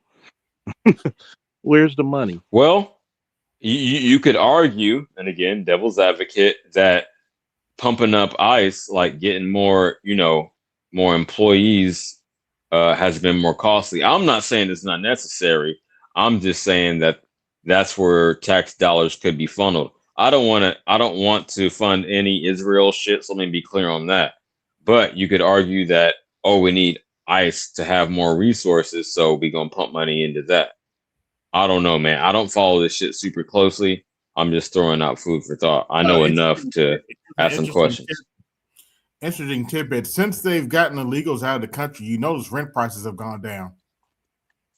Well, not in California, but you got it. Well, even in California. Nah, champ. I ain't paying less. Okay. I'm just saying. It's just anecdotal, obviously. But yeah, not Northern Cali. I even say that because California is a huge state. I could drive Okay. south for 8 hours and still be in California. And I'm not even at the uppermost. I'm in Sacramento. I would just be in San Diego if I drove for 8 hours. So it's a huge state, a huge economy. So maybe that's just different. But yeah. Yeah, that's true. Here, my cost of living hasn't gone down.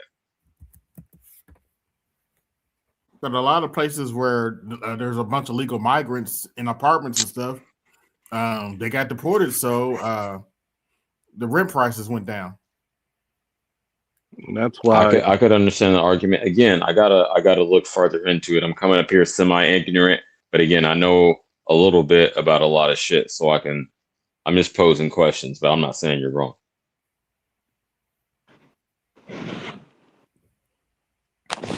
you got to think about a lot of the shit went on. Hey, well, if you can, I understand if you got a candy ram, but it's Mongo. Mhm. I had to. That's for the Patreon, but it's kind of funny how when you look at the system and you're trying to restart the system. Basically, this is the goal, getting off the gold standard again. Because OPEC is trying to fuck us because they want gold instead of the petrodollar. Last time I checked, right, AB? Mm-hmm.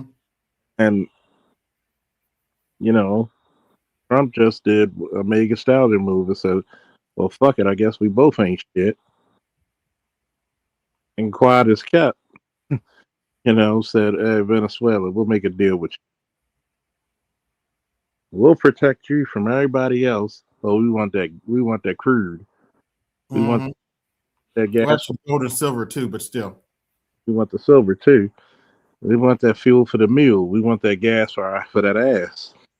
Mm-hmm. Oh yeah. Venezuela was an inside job. Did they? That's why it was done so quickly. Oh, they set the fuck up. She set him up real good. They were probably talking about that for months. Yeah, it is what it is. Yo, you said cheese specifically. I know it was an inside job. I agree with that, but you putting the onus on old girl. Okay. I mean, I'm not The VP, disagreeing, yeah. but damn. Okay. Yeah, it is what it is. It is what it is. It's typical empire. Geopolitics. Yeah. typical No, we've empire been state. meddling in South America for fucking decades, man. I ain't. Come on, champ. That's just Yeah, it's part of the called Monroe playbook. Doctrine. Called the Monroe Doctrine. Oh yes, yes, sirski. I did my history. Good.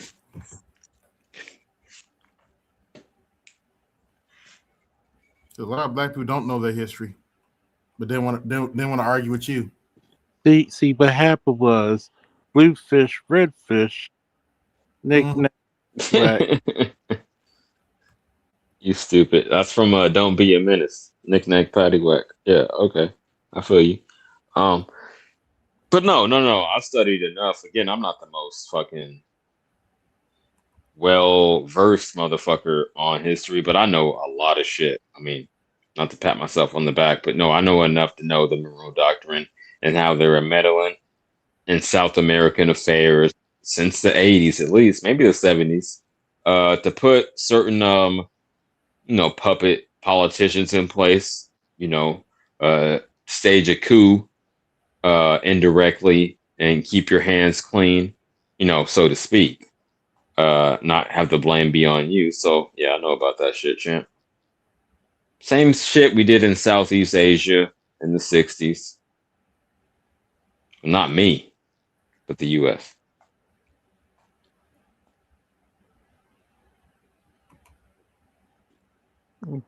You know, it's one of those things where,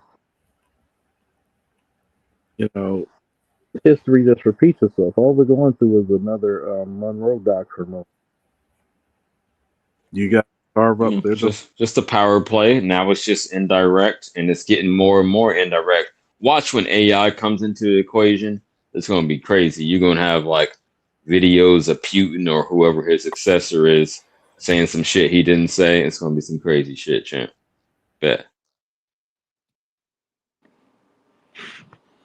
And I mean, I'm here for it because guess what? There's certain nasty shit countries do to each other to keep themselves as a first world country. Do you like flushing toilets in your home? It's just the nature of the game. I'm not even. Do you want to roll? Sorry to cut you off, but I'm not even like saying it's a bad thing or. Yeah. People think empires are built on benevolency. On paper, sure. We're about freedom. See, we sing all the little classic songs of freedom. But no, it's just the real written by the victors after the fact of the United States is really from Biggie Smalls. Give me the loot. Word. That's what it's about. Because this country literally been robbing niggas since the slave ship with the same clip and the same 4.5. Shit. That's America, baby. So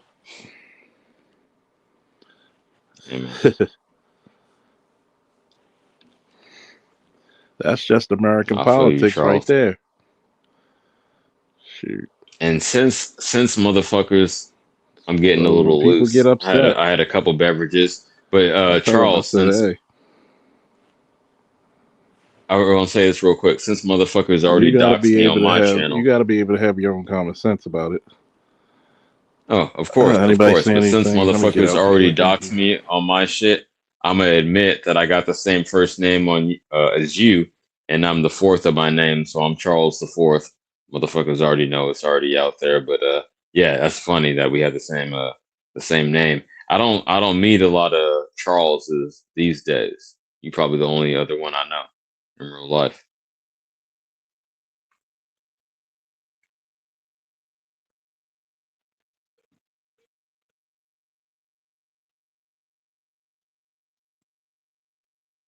Oh, you dropped out? Okay. Well, shit, it is getting late. I guess I'll just tap out. But yeah, shout out Charles Faulkner. Great stream. I'm glad I got to get my point off. All right, definitely.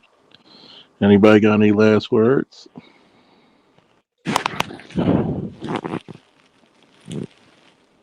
No, champ, I'm good. I'll be back. I'll be tapping in with you more frequently. You got good streams. About how often do you go live? So I know when to expect you. Usually Mondays, around Wednesdays. And Thursdays, definitely. Sometimes Sundays, depending on how I feel. Okay, I got you. Anyone? I hope you don't mind me self-promoting. I'm sorry, but Right. anyone interested in boxing specifically? I normally go Monday, Wednesday, Friday. I'm trying to get back on my schedule, so we're gonna talk some boxing. Rock with me. But Okay. yo, salute to all y'all. Mela, of course, Charles, ABM, and oh boy, that was up here too. I'm sorry, I forgot your name. No disrespect, but Yeah. yeah, I'll be around more often. What'd you say? Okay. AB Media 83. Yeah, AB Media. Okay, I don't want to leave nobody out. Okay, shout Probably out. Good night.